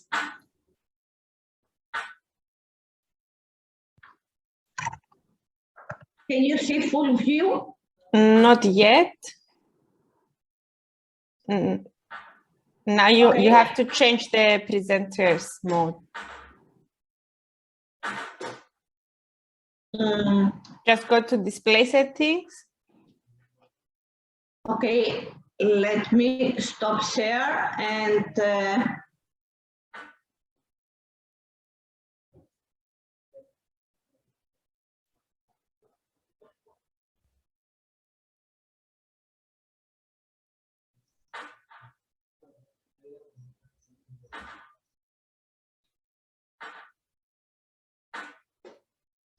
is it okay? Yes, now it's fine. Thank you. Okay.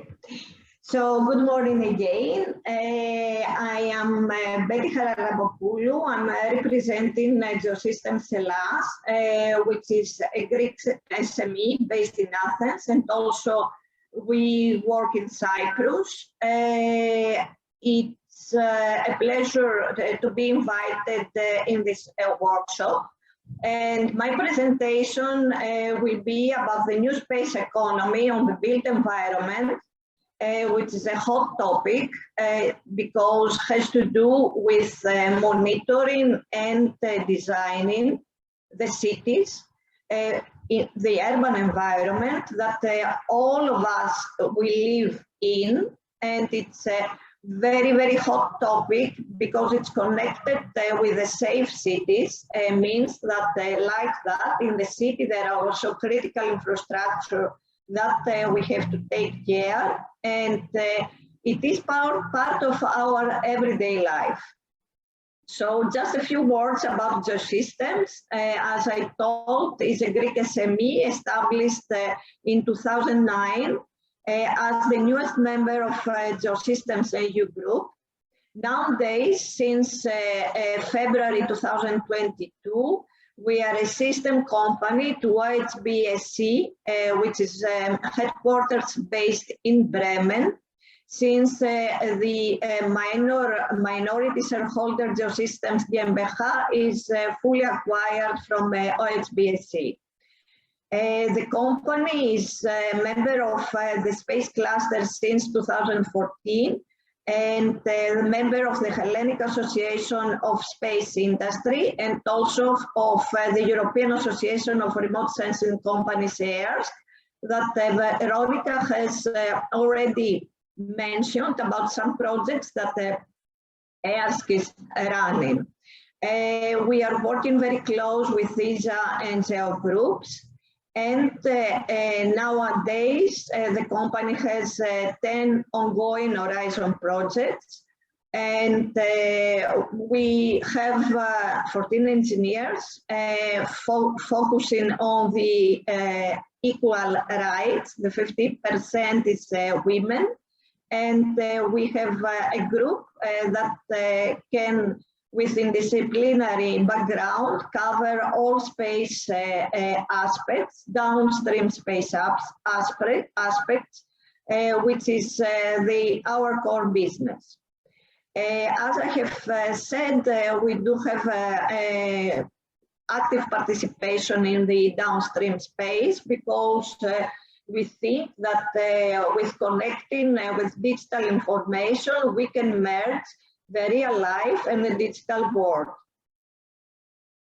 We do have a specific team that focusing in new applications that these algorithms running with machine learning, deep learning environments can mainly focus on the 4 dimensions, which is the 3 dimensions of the urban environment, because especially in the urban environment, we have the dimension of the height of the built infrastructure. And the fourth is the time, in order to help the industry that is doing business inside the city, but also to help the politicians and the governments in order to use the new space economy in the built environment. What we as company doing is to focus on the resilience, the adaptation, and the sustainable development using space assets, the near real-time mapping, the smart cities, the security, the blockchain solutions, the decision support systems are tools that help the adaptation, means recommendation and planning in the built environment, help the utility companies to do better planning for the future, and also in parallel preserve the cultural heritage, because all European cities, we do have cultural heritage in the built environment, but also the biodiversity in the urban ecosystems, in order to go further in the natural-based solutions, blue-green growth, citizens' health and well-being, using in all the umbrella of the space technologies. So as I told, we do get in consideration our partnership, and we further adapt what the company is doing in those associations that work in parallel. Last but not least, in the last elections of ERSC, I was personally elected in the board, the new board of ERSC, and also elected as representing ERSC in the GeoPost 2025 working group, which is the Geo Vision, in order to follow the new space initiative, in order to be more agile, more adaptive and proactive, able to accelerate the transition from research operations, integrate public, private, finance sectors and local communities, whose decisions must be made on evidence to ensure nature and climate positive action. This is the wording of Jana, who is the director of the Geo Secretariat. And as far as you understand, my main position on that is how all this adaptation can be initialized in the urban, in the built environment. When we say urbanization, we have specific challenges, which all those challenges are very, very important, because like that, we have more manageable and innovative cities, and we consider the issues of the urbanization, but in the agile approach. What we see is in the urban environment, we have an exploding population, we have inefficient infrastructure, we have problems with some resources like water, and now we also have the energy crisis because of the war in Europe. In some cases, in some areas, because of the climate change also, we do have natural disasters. We have an increased mobility, a lot of cars and a lot of buses and a lot of trains, whatever. And the most important is that we have migration from the rural and also illegal immigration and lack of supervision. So the urbanization is following a route which is quite interested how to cover, and the challenges are many. What we would like to have is to have a smart city with traffic organizations not to suffer anymore. We do need to have smart parking, smart mobility. We do need to have water quality, utility management, security in the infrastructure like the electricity, the smart grids, the telecommunication, which all those are very, very important. And on top of that, we need to have a coverage on the health. After 2 years being in the COVID era, we understood that we were blocked in the urban environment, and health issues is a very, very important key point in order to have it all in consideration. And the e-health is the next step. Means that the traditional ways, it's not enough at this moment. We have understood that. And like that, what's very important is the utilities and of course the communication in order to have connected house in an e-health environment. And what we see is in another image, what we want to have as a smart consumption of the energy. Means that we have to move step by step in the wind energy, the solar energy, and correct the power consumption with EPC measures in the houses. And that can follow ICT rules in order to have the correct consumption. Geosystems at this stage have some ongoing projects that are quite interested, and they are focused in the urban expansion. The Blended is an ESA project that also Limassol City is participating. Has to do with space data, Earth observation products, and telescope observation, machine learning, deep learning, but also blockchain, decentralized blockchain communications, in order the train data to be used in a secure, transparent way, and see some outputs that have to do with the planning of those cities. 3 big European cities are selected: Liège, Rotterdam, and Limassol, as you can see. Also, this is another project that has to do with dynamic digital EPCs, which has to do with advanced building information to calculate a novel set of energy, environmental, financial, and human comfort in order to facilitate the use of ICT and space inside the city and monitor the quality of the buildings, because the EPC give a kind of quality versus the urban heat.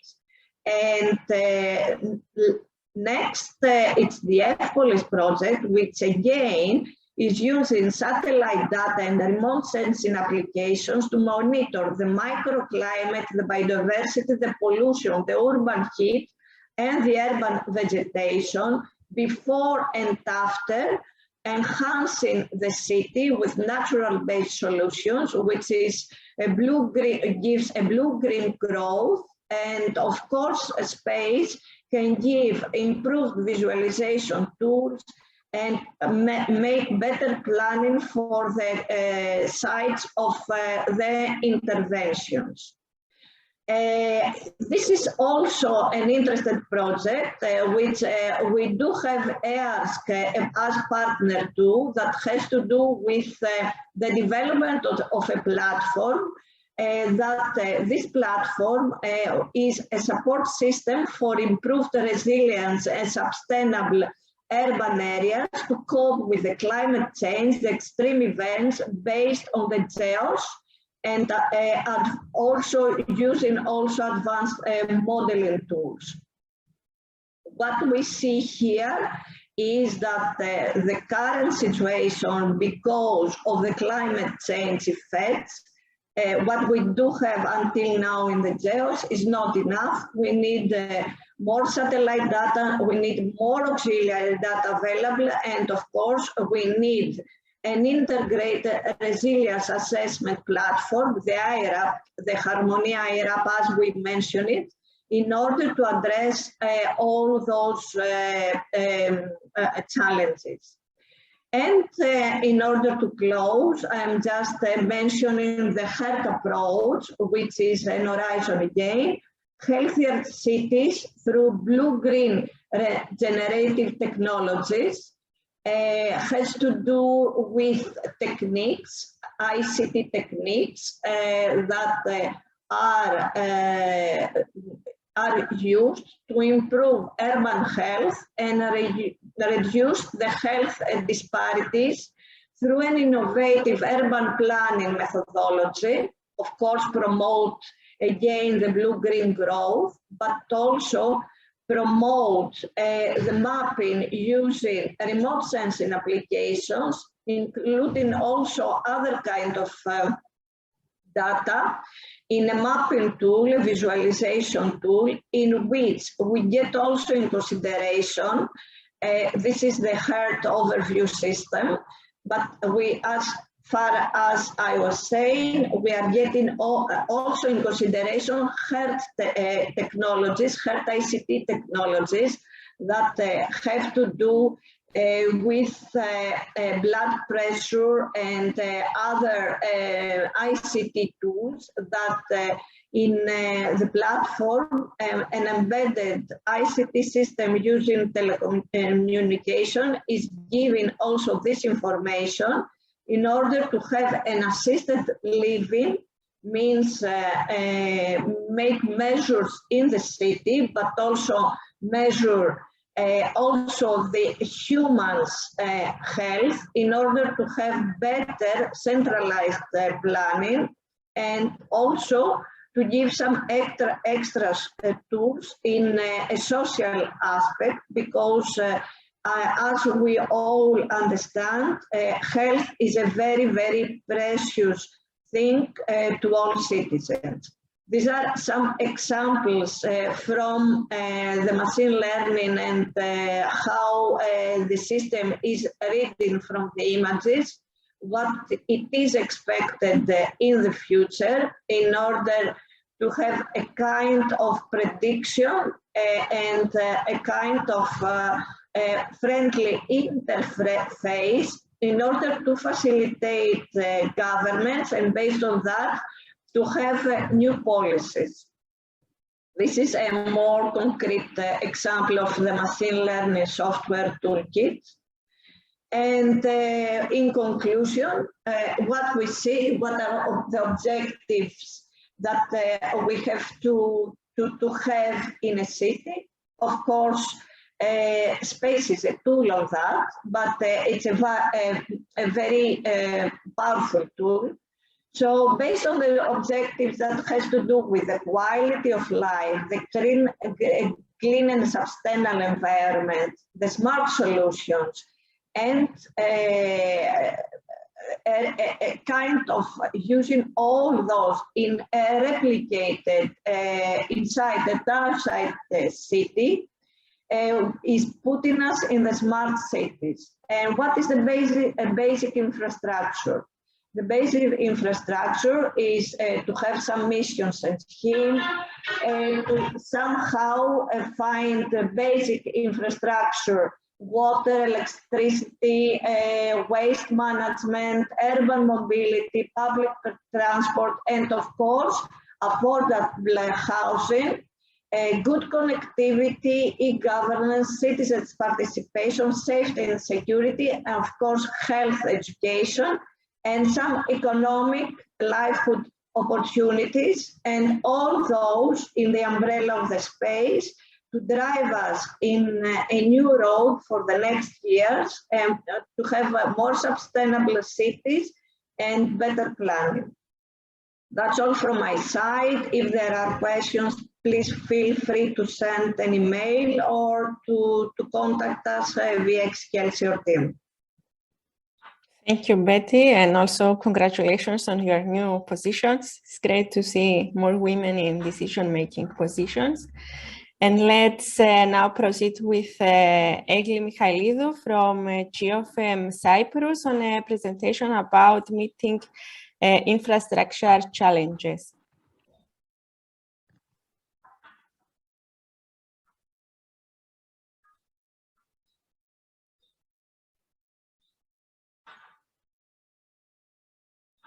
Hello, everyone. Thank you for the invitation for this talk. I'm Egli Michailidou. I'm a senior sound engineer at GeoFem, and today I'm going to talk to you about the projects we are doing at our company. First, I will introduce who we are. GeoFem was founded in 2007. It's an SME located in Nicosia, Cyprus. And we have expertise in satellite remote sensing, geotechnical engineering, GIS, and coding. Our main goal is to develop products and services for the monitoring of infrastructure assets. So we mainly use remote sensing to derive ground displacements and monitor the infrastructure stability. Our unique combination of our specialization enable us also to give some engineering insight in our results, interpret them, and because we have a good understanding of the urban environments.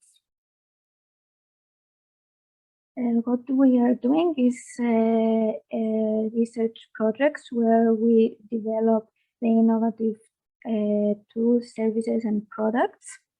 These are funded by the European Space Agency, and we are also having commercial projects that can be applied all over the world.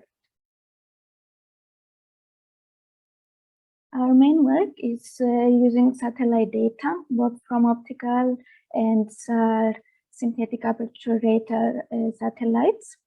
So optical sensors are passive sensors, so they measure the reflectance of the solar energy of this Earth's surface, whereas SAR sensors are passive sensors, active sensors, which means that they emit electromagnetic waves and they measure the reflection to their direction from the targets on the Earth's surface. This gives data both in day and night, and they also operate in the microwave part of the spectrum, so they can penetrate clouds. So with SAR satellites, we can have data day and night and in all weather conditions. And these differences between the data make them useful for different kind of applications. Today I'm going to concentrate on the use of SAR and especially interferometric SAR for displacement measurements. It's worth mentioning the importance of this. So we, as I said, we monitor the infrastructure stability. So we've seen recently that the infrastructure is aging. There's a heavier use than what it was designed for, and the budgets are not very high in order to be able to maintain them. So we see a lot of disasters happening. Therefore, INSAR can be a great tool in monitoring the condition of the infrastructure and helping to prioritize maintenance works. So how this works is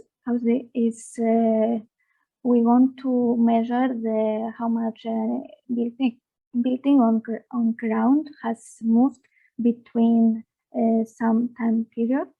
So we take the satellite passes. As I said, SAR measures the reflection of the wave and especially the amplitude and the phase of the wave. So we take the phase difference between two satellite passes and we can get the displacement measurement. The phase difference, interferometric phase, consists of a lot of components.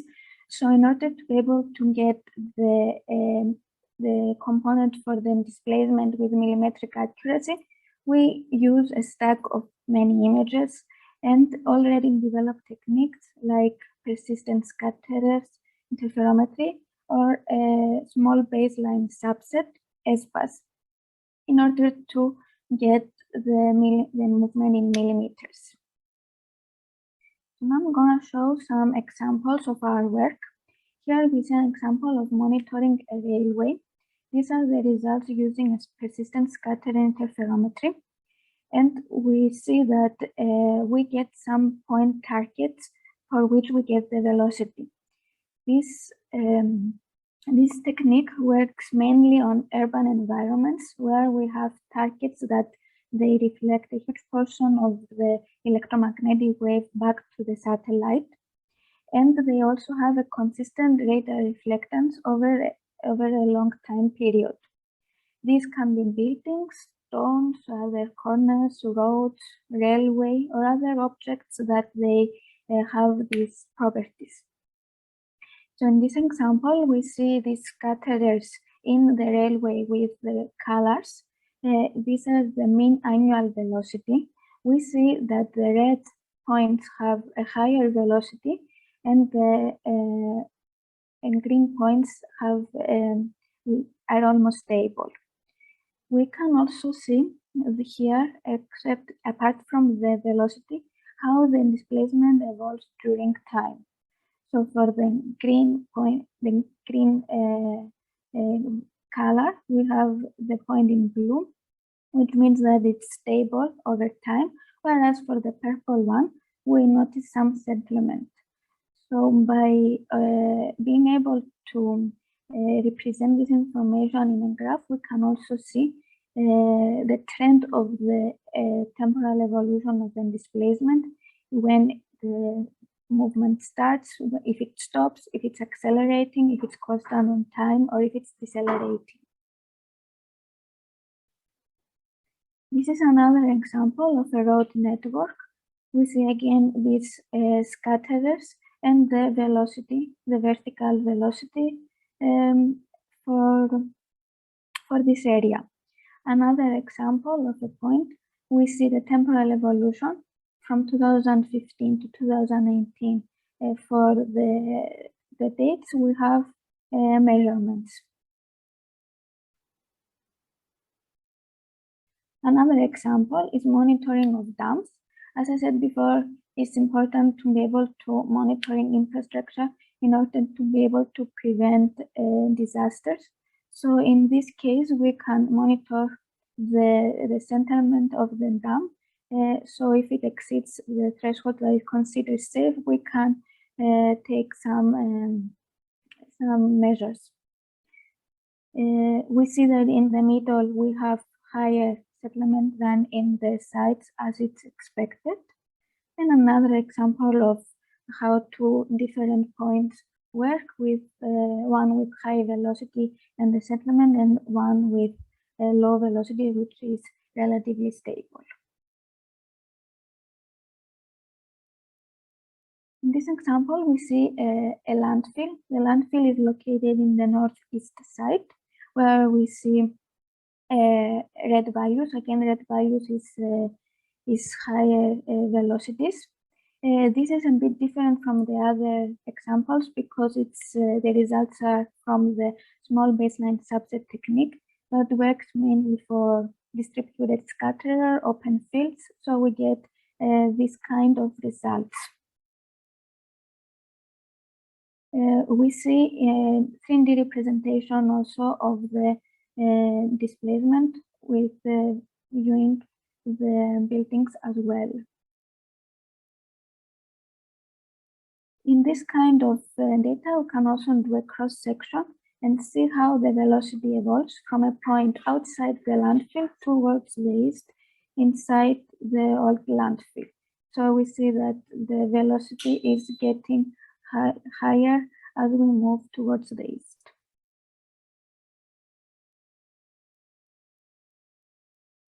So until now, I showed some results, some displacement data derived from SAR data.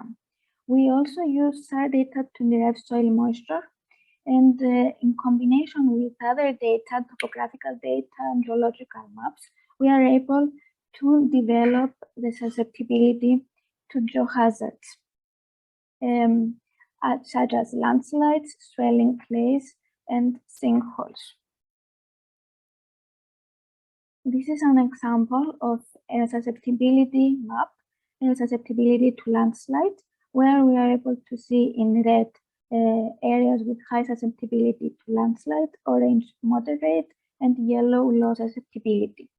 This map is shown in a web GIS platform that we developed in-house, IGIS, which helps us to visualize all the results that I showed before. So that is for me for today. Thank you. Thank you for your attention. Thank you, Ekli. We have a small change, so we will proceed to the presentation by Knut Hartmann from EOMAP Germany on entrepreneurship and innovation in aquatic earth observation.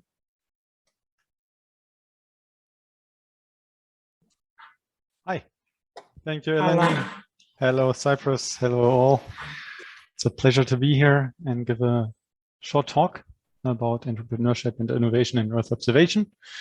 So actually, I will refer a bit to the talks of Daniela and Veronica from Anwendungszentrum and ERSC earlier today, which are somehow our neighbors, actually. So without further ado, I would just organize my screens here and do this share of my screen. Just give me 1 second.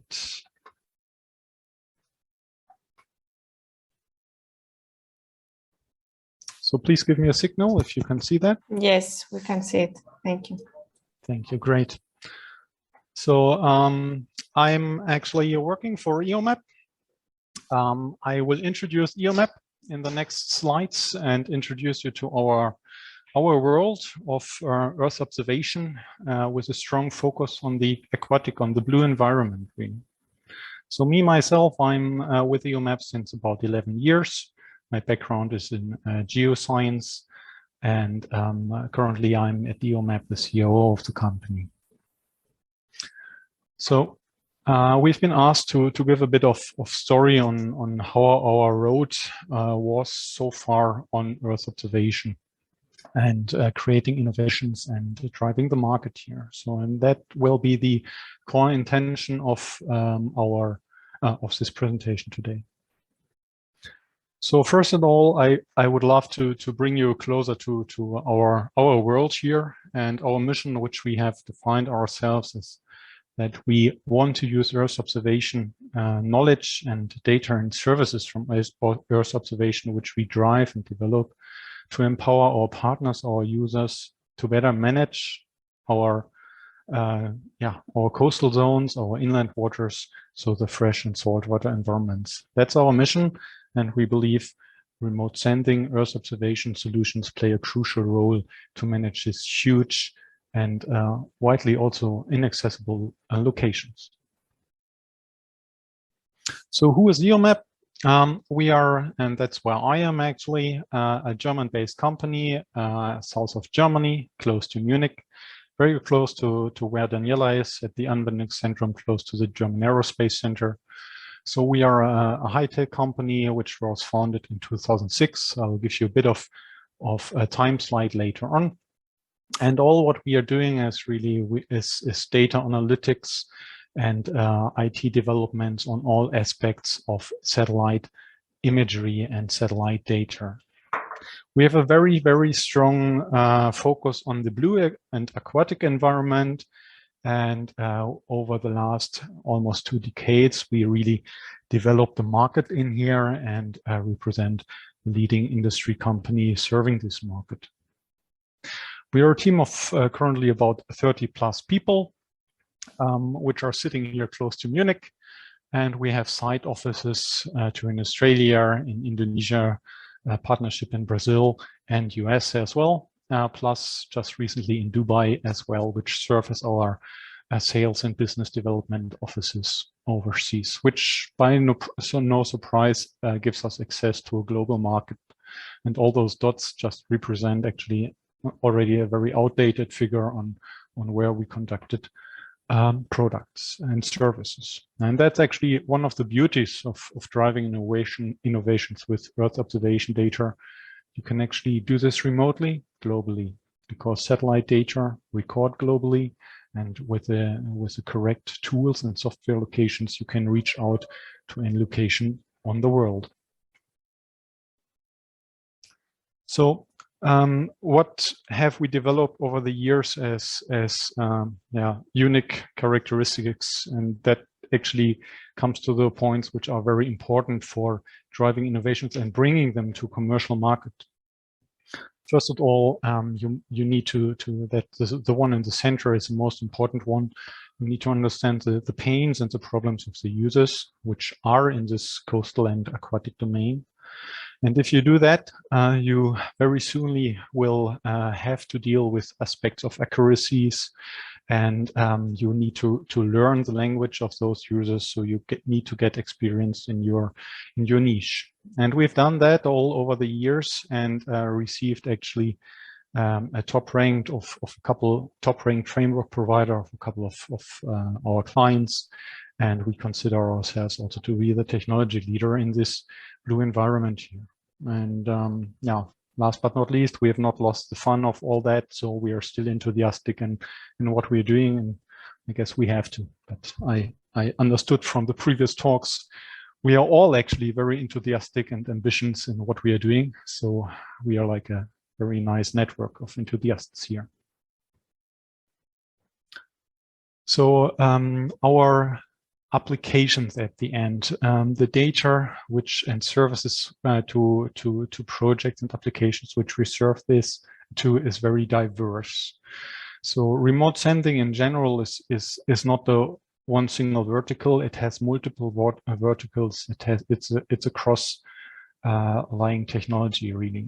So we serve for all of those verticals which are dealing with shorelines, with coastal zones, with inland waters, ranging from defense, naval defense, up to hydropower projects, or even the safety of drinking waters. I'll come back to the clients, but the take-home message here is that in this blue mapping and in our coastal and aquatic domain, there are a range of verticals which will and can benefit from smart analytics of satellite imagery and data. I want to run through various classical showcases on what we do to give you an idea of our services and why it actually ended up to be in this kind of maturity which we reach now. So there's a technology, satellite drive bathymetry, which we are strongly connected our name with actually. So satellite drive bathymetry doesn't means to create bathymetric, so water depth information from multispectral satellite data, like the Sentinels, commercial data, and so on and so on. And the image in the middle just gives you an idea about the coral reef somewhere in the South China Sea. As you can imagine, the South China Sea is a very disputed area. So there's a couple of interest on those kind of data. We've not only done this in South China Sea, but all over the globe. And it's one of our flagship products. Just randomly, we did a transact, so you can see the depths and the single coral heads which appear here and so on. Those kind of data are actually nowadays in nautical charts. So we created those to hydrographic offices which use them in nautical charts. So when you go with a vessel in certain areas of the world, you will rely on those data which were created within our Munich office.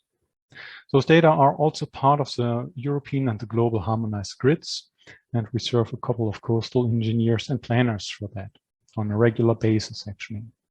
So that is actually a very nice and success story of our services. So how does this come, speaking about creating innovations in this market? I will answer this not in the next, but in the following slide. It's another showcase to introduce to our world is that it's a water quality monitoring here in this example for the hydropower development. So thanks also to European co-funding, we developed a portal, web applications with databases and backend and technology and so on in the backend, which allows to access reservoirs such as these here and the figure below to continuously monitor turbidity and sediment loads and predict actually the how is this called, as a discharge actually for using this kind of tools. So again, it's a pretty comfortable and easy to access tool. So how does this come? How could we create and introduce those kind of innovations? And here, those are the driver for innovations which we saw over the years really is just actually 6, but there are more, but those 6 items are the most important. So first of all, we had a long years of R&D and research, and it still continues really, thanks to national programs, and thanks also to co-fundings of some kinds. So we were very picky on driving innovations to increase accuracies of all what we are doing. But that's just the technology. There's much more to that, and it was mentioned in a couple of talks earlier. That is the awareness raising and the education of users, of clients. So, for example, we initialize and sponsor science and user conferences on specific verticals of aquatic Earth observation. So we have established the so-called SDB Day, which is a conference which is highly attended every year to create hydrographic remote sending information here. But a user consultation, so a direct user consultation with the end clients of those verticals is very much crucial and drives really all the innovation. So that is another key. And that's not all. There are also standards, best practices, which you have to follow. They don't match with remote sensing. Actually, almost never they do. But our task as Earth observation solution provider is to go into the teams which define, which work on, which improve those best practices and standards, and to open them for remote sending and Earth observation tools. Without doing that, there's let's say little benefit of integrating this into the workflows of the users. And of course, the very classical stuff, some publications and other disseminations. And finally, over the years, we also found the value of teaming and strategic partnerships with others which work in our niche, not in the Earth observation sector, but on other aspects, which you'll see later on. So our clients, who are those clients? I mentioned a few of them already. So we work for hydrographic offices, for government agencies, which are in responsibility of managing coastal zones and protecting the shorelines. We are working for inland water authorities to monitor the state of the inland waters, and dredging companies, NGOs, and so on and so on. And here's just a quick roadmap of where we developed as a company. So we actually started in 2006, but there has been a more than a decade, if you probably count all those researchers which contributed at the end, might be 2 decades of research, which was at the German Aerospace Center. And then the founder of the company, Dr. Thomas Hiege, decided to create a spin-off from the Aerospace Center and started at the ISA-BIC at Oberpfaffenhofen here, close to Munich, as a spin-off here, and founded ELMAP in 2006. So over the years, and that represent this bluish line, the awareness of our services and the project counts significantly increased. We established a couple of new offices, and I just want to highlight a few of those innovations which drove our market. Those are the engagement and software developments. So in 2019, we created and released softwares which allowed our users actually to also analyze Earth observation data for bathymetry, for water quality on their own, which was a strong push here. And just in the last years, we also brought this to a full scalable projects solution on the different cloud environments which exist. So I mentioned there are a couple of strategic partnerships, the oldest one being the partnership with Maxar, or formerly Digital Globe, and we are running an information partnership program with those leading commercial satellite provider actually. Other partners also include teaming with the world's biggest geophysical survey company, Fugro, where we are in a global teaming agreement since almost 6 years now. So it gives you an idea that nothing happens overnight really, but it's one after the other. It builds one of the other after the other, and actually creates a systematic kind of development of innovations and bringing them to the users. Just a fun image here.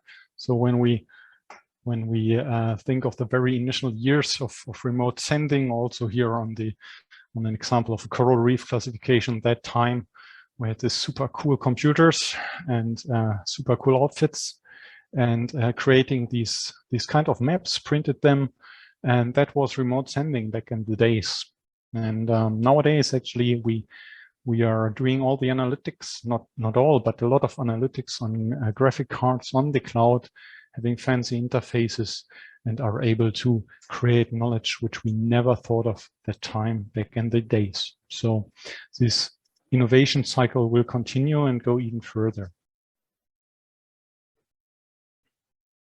So this innovation cycle, which I wanted to describe, is shown here, and that's how we see it. So it all starts from our perspective with the user demand, really. So we are talking to those people which are the stakeholders of the coastal, of the aquatic environment. And by doing so, of course, we create ideas on our own, jointly together, but all driven by this user demand. Then there's a development phase of analytics, of algorithms, of IT solutions. That's fun part of our developers here. And let's say the critical part, nevertheless, is the service readiness solution. So which means getting from the idea to the algorithms to something where you say, hey, that is actually a service. It's not just data without anything else. It's a service which includes verification, support, maintenance, and client consultation.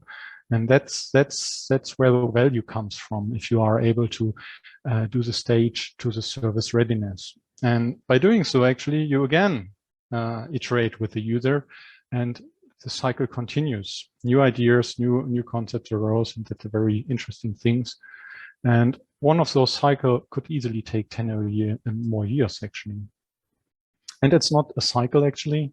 These are multiple cycles, right?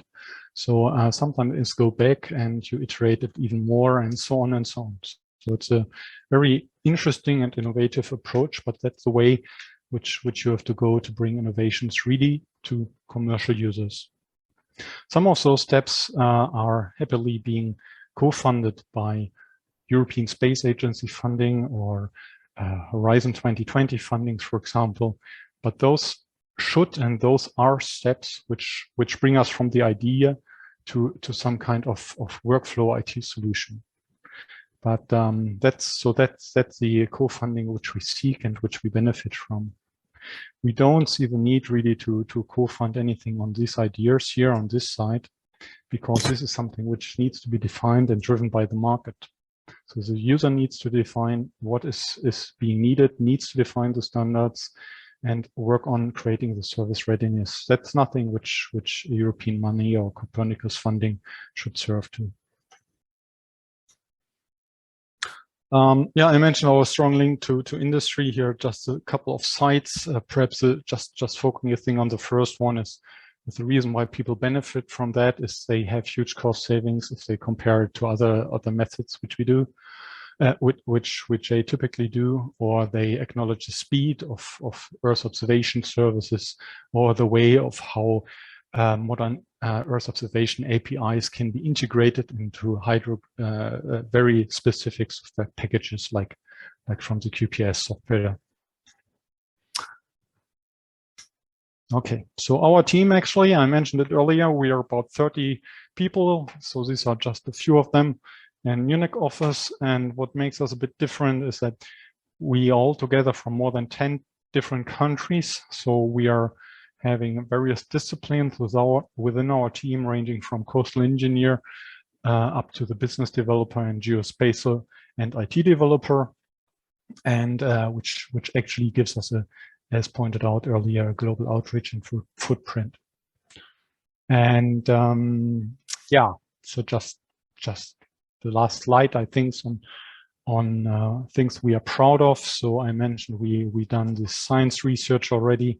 So we continue that. Some of our solutions are patented, which is obviously important to protect innovations as well. We've been awarded with a couple of awards, including the Copernicus Master Award 2 times, which was mentioned earlier, and just recently an award by ERSC. And we believe that the solution forward is a very standardized and transparent way of processing Earth observation data and allow an upscale of the entire process. And yeah, so these are just a couple of logos of partners.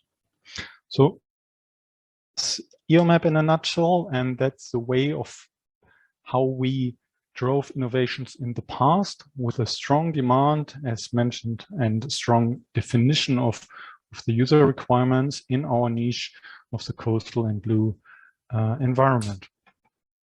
Thank you very much for that chance to present here, and a very great event. So many thanks to the organizers and to Eleni and special. Thank you. Thank you too, also for showing us the roadmap of EOMAP. And let's now proceed with Vladimir Mirkajic. I hope this is a close enough pronunciation.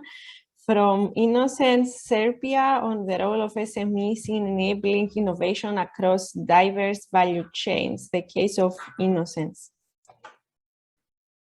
Thank you, Eleni. Please just confirm that you can hear me and that you can see my presentation. Yes. Okay, thank you so much. Thank you for this invitation, and of course, my pleasure is to present what we are doing and the case of Innocence. Hello everyone, my name is Vladimir and I'm representing Innocence, which is a small medium enterprise from Serbia, and we are specialized in EU funded project, most notably Horizon 2020. And I will try to give you a little bit different perspective, which SME, what kind of role SME can have as well, because Innocence is not 100% tech developer, but as well we are involved in the dissemination, communication, and exploitation, actually, most importantly, stakeholder engagement. So far, we have a dozen of each 2020 project, and at least 6 of them are really largely dependent on Earth observation technology, Earth observation data. And for this presentation, I will tell you a little bit more about the 3 projects: LensSense, Dion, and Envision. LensSense is the project that was done a few years ago, while Dion and Envision are still ongoing. So for the LensSense project, which ended, as I mentioned, 2 years ago, and the focus was on fusion about Earth observation and citizen science. Actually, it's explore opportunity to engage citizen science in collection of in situ data, ground truth data, and we try to empower citizens with the LensSense technology to do that. Our motivation for that was to, of course, to improve the quality of Earth observation based land use, land cover maps and products by in situ data collected by citizens, We try to showcase that we are able or that we can contribute to transforming the conventional top-down approach to Earth-based monitoring. And we try to leverage citizen science and crowdsourcing methods to engage people in environmental monitoring and stewardship. Within Lensens, we tested and apply our technology into 3 different topics: in urban landscape, agricultural land use, and forest and habitat. So for the urban landscape, we have different pilots in France, Germany, Austria, and the Netherlands. While for the forest, we deal with illegal forest logging, about forest fire in the territory of Spain and Indonesia. And what I will present here, we deal, Innocence deal with agricultural land use. Actually, we try to engage farmers to collect in-situ data via crop support application that we develop within this project, and which is the mix of mobile phone application and web application. And I will use just a few minutes to shortly present you what we did. Actually, the mobile application, now we have a lot of those kind of mobile application actually for the collection of in-situ data. In this case, we can take the photos of the farmer parcel and enter basic information about agricultural land use, what is the crop name, what is the crop type that we see, and what are the activities, current activities on the field, meaning if the plant is growing, if there have been activities of fertilization, etc. And the user does not need internet connection to take the photo. He can later, when he has a stable internet connection, upload those photos. Of course, here is just a small snapshot. User farmers have been provided by a drop-down menu, and they can simply select what they see in front of them. Like if is the vegetable crop, fruit crop, it is a vineyard, so, and then they can choose what they are seeing. And then to make the use of all this information that they collect, they have to use a web application actually to be able to access different NVA maps and to see their parcel micro weather forecasts, etc. So we provide all this for free for farmers, but we try to test the business model that we something provide to farmers in exchange for their in-situ data, which they provide to us, the project consortium. And we try to utilize this data for different purpose, for calibration of our models, as well for checking the is that correct? What we get from satellite data, is that correct in the ground?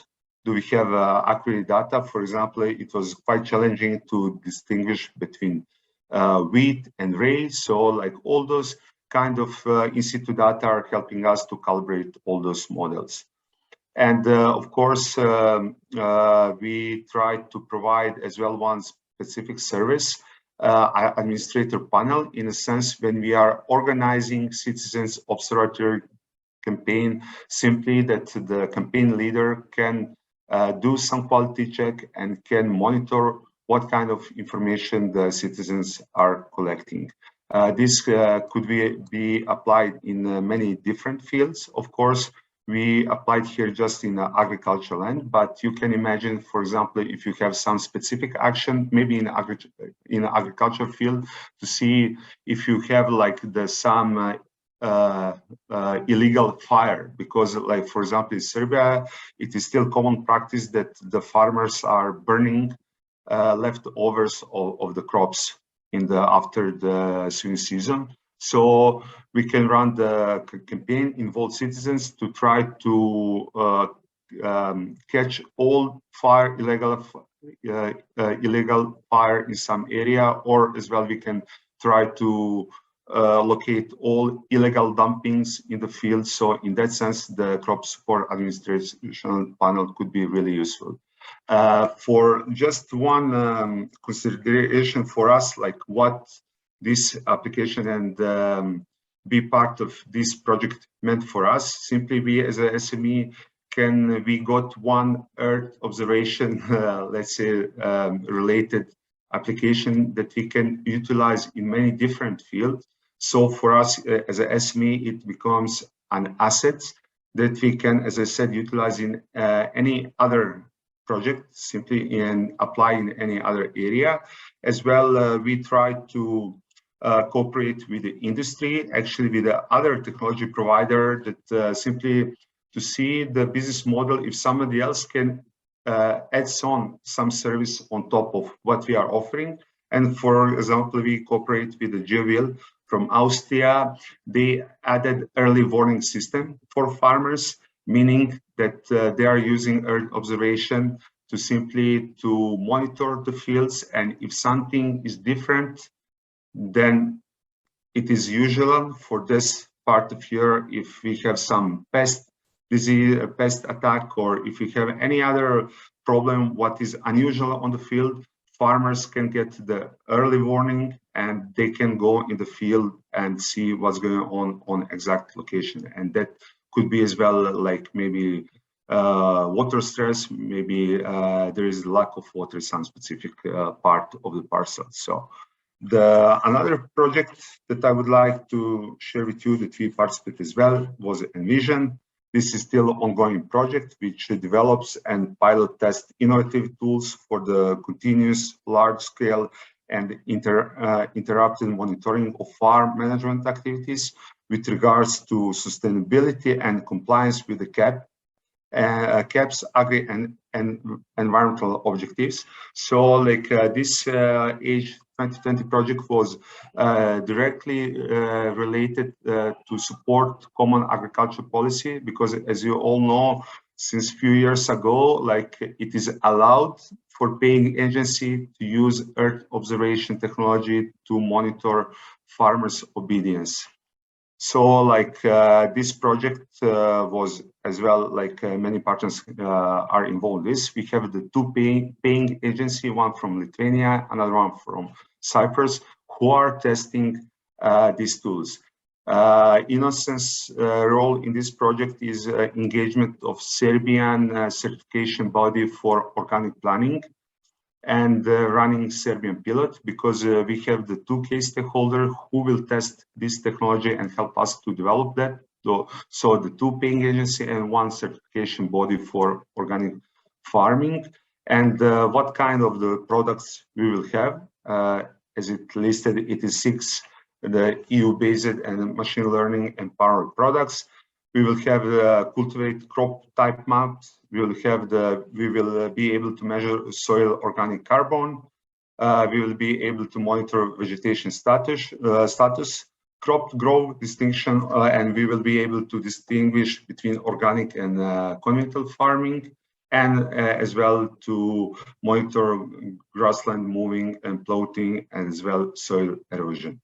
So this is one really market-oriented project. So again, role of Innocence is not so much to develop application, but it is as well to test and to help technical developers to make this solution to fit to certification bodies' needs across of Europe. Final project that I would like to share with you is Dion.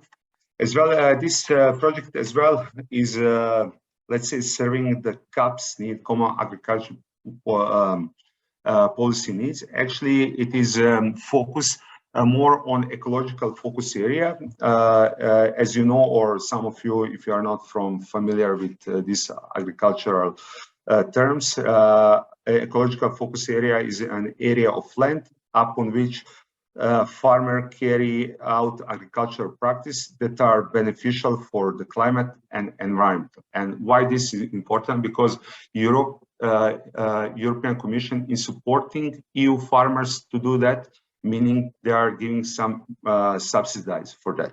So it is really hard to go to check every farmer if he's doing what he declared to do. So Earth observation technology are helping us in this activities.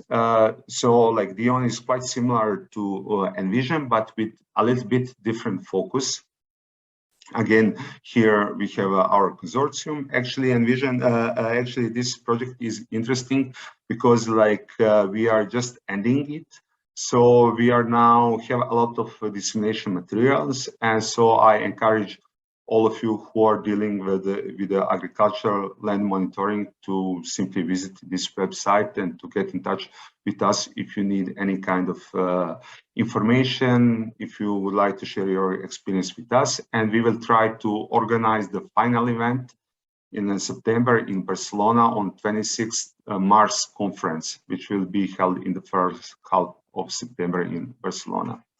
And we will try to engage as well the paying agency. And the action here is actually to, after we're done with this project, to actually get paying agency to use some of this product. And here, my final slide is, here I just listed what is so-called Dion Toolbox consisted of. We have the three main components to help us to achieve our objectives and to facilitate work of paying agency and the certification bodies. We have Dion Earth Observation component, which aims to harness DIAS and Sentinel Hub to support data management and processing of EU data. We have area monitoring markers. We as well are using the drones to collect some data and to fill our database with this map as well. As well, we have Dion in situ component, quite similar application or like, but not all. Like as I present you the mobile application that was developed by Innocence. Like here, one similar application is at farmers' disposal, but what our partners from Athens, ICCS done, they added one augmented reality component, actually virtual reality component, that in that mobile phone application that help farmers to navigate while taking the photos. So like they application facilitate farmers to take the photos from the right angle, right direction, etc. And that is making the farmers' photos much more accurate and much more useful for paying agency and certification bodies. Because if you would like to check what is farmer doing, it is really important that farmers are making the image of the right part of the parcel. And of course, lastly, we have a Dion Green accountability component, which includes a compliance monitoring tool developed by GLAB organization, which decide on beneficiary compliance, and it is integrated with the existing tool of paying agency and artificial intelligence enabler environmental performance tool developed by another partner. So all in all, this is what I wanted to present from Innocence. Just to mention for Dion, our role is to engage the paying agency across Europe, to organize the business webinar and actually to get the feedback through the project and to feed those feedback to our technology development teams.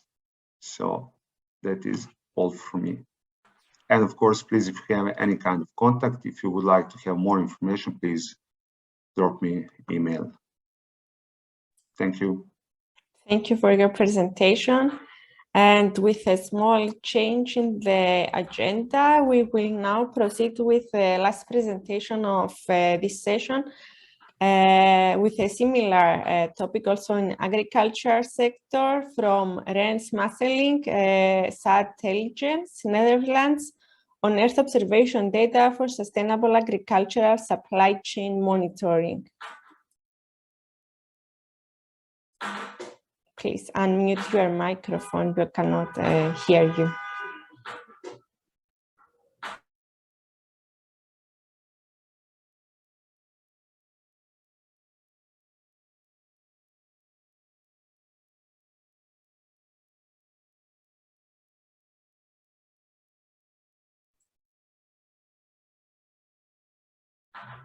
We cannot hear anything. I see you are unmuted, but we cannot.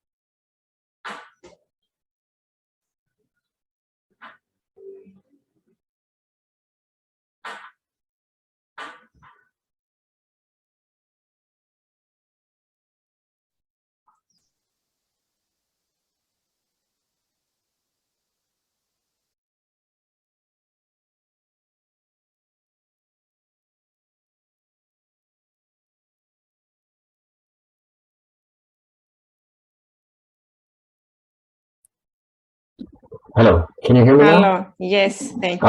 Luckily. Okay. I'm not sure what went wrong. Okay, sorry for the false start. Let me share my screen again. Here we go.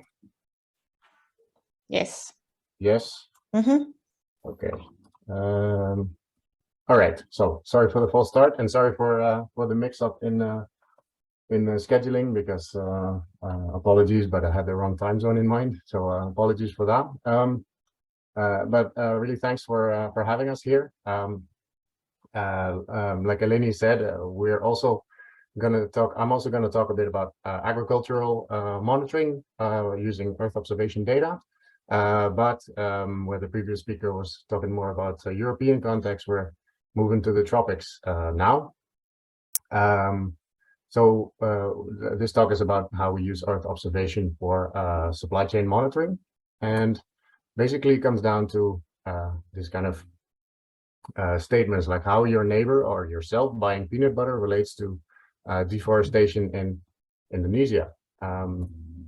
Nowadays there are so many types of peanut butter, and not only peanut butter, but so many types of cookies and other types of and shampoos and other types of products that that might contain palm oil or cocoa or soy or coffee. And how do you know? How can you choose between all these different types of brands that you know that you're buying something sustainable, and that you know that that a jar of peanut butter that you buy is not related to what's happening on the ground in many places in the tropics.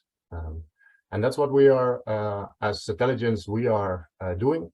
So we help companies minimize environmental pressure in their supply chains. And how we do that is that we monitor deforestation and carbon risk in supply chains of all major commodities. So we're very active in palm oil, cocoa, soy, and the other ones we are as well, but they're a bit more up and coming. And some of these commodities, the ones highlighted here, they're now also included in the newly proposed deforestation-free EU regulation. And this means as much that any product imported into the EU needs to be demonstrably deforestation-free. So the company importing the product needs to be able to demonstrate that the product has not been related to deforestation. So we work with a lot of companies along the whole supply chain. So we work with the growers that are on the ground, but also with the traders, and then also further down the supply chain with the manufacturers. And additionally, we work together with a lot of NGOs. We have a lot of local partners, and some of our clients are also financial institutions. So currently, we monitor around 6 billion hectares around the whole world, and what we do is we combine a lot of data. Part of this data, or a large part of this data, is Earth observation data, and that's basically the basis for everything. So where is the commodity? So where is palm oil growing? Where is cocoa growing? Where is coffee growing, etc.? But also where is the forest still, and which type of forest is it?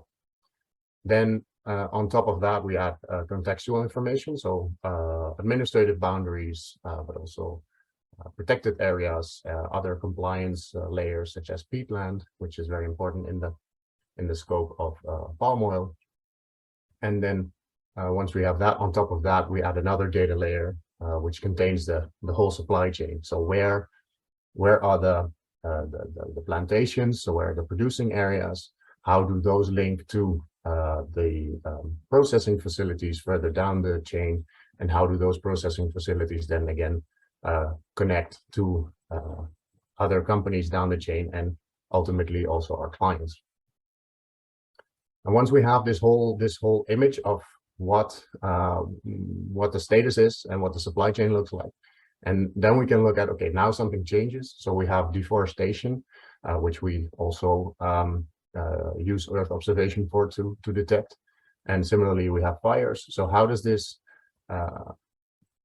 propagate through the whole supply chain? So something happens here on the left.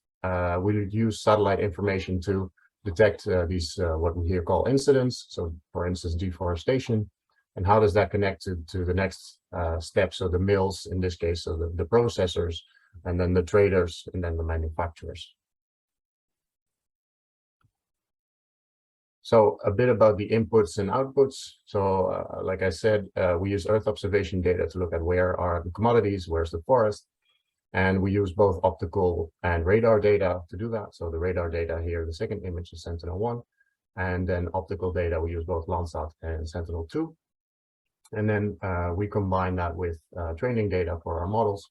And a large part of this we gather using desk studies, so basically in the office, but we also always go into the field, either ourselves or with local partners, because these areas, especially here, the example of Ghana, they are notoriously difficult to map.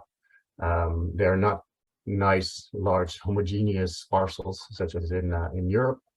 And there's a lot of intercropping, mixing, so we need to go there and actually see what is going on to make our maps better.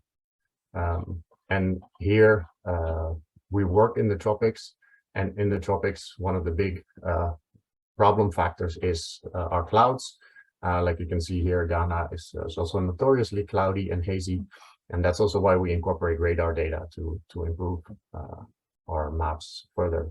And we do the same for our deforestation detection, where we also combine optical and radar data. An example of what this then looks like, where is the forest? So in green tones, dark green tones is forest. So we have very dark green is still primary forest. And then we go into two lighter shades, which are a bit more disturbed type of forest and a regenerating, so regrowth type forest. And in yellow here, we see oil palm plantations. And as you know, probably know, Malaysia and Indonesia are, I think, account for about 80% of all the palm oil production in the world. So you can clearly see it here, especially the island of Sumatra is full of oil palm plantations. And in the very lightest green, but it's a bit difficult to see here, there's other plantations as well, for instance, for pulp and paper, so acacia and eucalyptus. And this is then our base layer. So this is our starting point. And then we can add our other data layers on top. So as I said, we need the processing areas, which are in here in Malaysia and Indonesia are called concessions. These are areas that are given out by government to, for example, companies where they can put their plantations. And these are shown here, so on top. So you can see there's a lot of overlap between the palm oil producing areas and these concessions, but there's also a lot of forest left in these concessions. And this is what matters, this forest, because this is the forest we want to preserve and we want to monitor. And with this data, now we can say something about the first part of our supply chain. Okay, so there's a deforestation event happening. What does that look like? And we can then answer questions such as, okay, how much of this deforestation happens inside concessions and how much happens outside of these concessions? And furthermore, what kind of things play, or could we answer questions like what plays a role in these deforestation trends? So this is an example of deforestation in Indonesia between 2001 and 2021. And here you can see deforestation inside palm concessions in blue and outside palm concessions in gray. And the values are in thousands of hectares. So the maximum deforestation happened in 2015, which was almost 1 million hectares of deforestation. And since then, it's been decreasing a lot. And this is especially since 2016. 2016 was also the date, the cutoff date of the what is called the RSPO NDPE. So that is the Roundtable for Sustainable Palm Oil, no deforestation, no peatland conversion, and no exploitation certification. So this says you cannot deforest, you cannot convert peatland. And we see that decrease since then. Also, some other things have happened since then. There's more public pressure, more action from campaigning NGOs such as Greenpeace and Mighty Earth. And there's been a moratorium by the government of Indonesia on further conversion of forest in concessions. So all these factors, we think, contribute to this decrease in deforestation. And we see now that past year, 2021, deforestation has been in a 20-year low in Indonesia. So this is very good news. We see similar patterns for Malaysia as well. And what is especially notable is that in the past, we saw that the higher the price of the crude palm oil, the more deforestation happened. And then with a little bit of a lag, so if we have a high price now, then next year we'll have a lot of deforestation. But prices have been increasing a lot already for the past 2 years, and we don't see an increase yet. So this is also, for now at least, good news. And we hope, of course, that this stays like this. If we then move on to the next part of the supply chain, so how do these deforestation events, how do these affect the companies further down the supply chain? We can then answer a question like how much deforestation is happening within the supply chain of a company, and how does that compare to other manufacturers? And here is a graph of this. So this is the average deforestation per mill, so per processing facility. And some companies might have 1,500 of these in their supply chain. And this is the average. I left out the names because I don't want to be doing naming and shaming here, but what you can see here is that many companies, they're around the average, and there are 3 companies that are above in a negative sense. So using this, we can see how companies are doing and how they're in that sense relate to each other. So back to the peanut butter. So the idea is once we help our clients see where deforestation is happening in their supply chain, they can take action. Because if you just have the information and do nothing, then what's the use of the information, right? So we advocate that they should engage with their suppliers if there's something going on. So if one of their suppliers, if there's deforestation happening in one of their areas, we say, okay, engage with that supplier and see if you can make it stop. We prefer that over just saying, I'm not going to buy from you anymore and I'm going to move to the next. Because what will happen then is demand is often so high, they can sell it anywhere to another buyer anyway, and that buyer might not be interested in reducing deforestation at all. So we say it's better to engage and try to reduce deforestation that way. And of course, ultimately, if you really have tried this kind of avenues and it's still not working, you can also opt for, okay, I make other sourcing decisions and I move away from the supplier. Lastly, a little bit about carbon.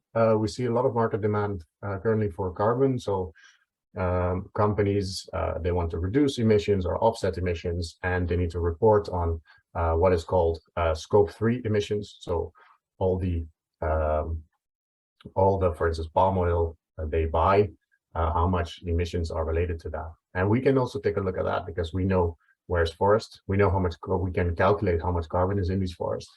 And then we can calculate, okay, how much of this of the carbon that is emitted, or the CO2 emissions that result from this deforestation, how do they sum up for this particular company? And what we do is we can calculate the above ground biomass, so the carbon stock per year, and we can then look inside, for instance, in this case, these concessions of oil palm, and see, okay, how does this evolve over time, and how much emissions are or how much carbon is either emitted or in some cases also sequestered. So how much carbon is taken up by the vegetation. And yeah, well, this is basically what I just said. So this we determine per year, look at, okay, how much carbon is there. We say, okay, how these losses correlate to a company, and then we can report on that, and the company then can use those numbers in their reports as well. Okay, so with this, I'd like to end my talk. If you have any questions, I don't know if we have time for questions, but yeah, please let me know. And thanks again for having me here in this workshop. Thank you for your presentation. For questions, I would suggest to use the Q&A or maybe directly send an email to the speakers. And as we are a bit over scheduled, I would suggest to go to the lunch break and keep it a bit shorter and be back at 1:30 Cyprus time. That would be 12:30 Central European time. So thank you, everyone, and see you in 40 minutes. Okay. Bye.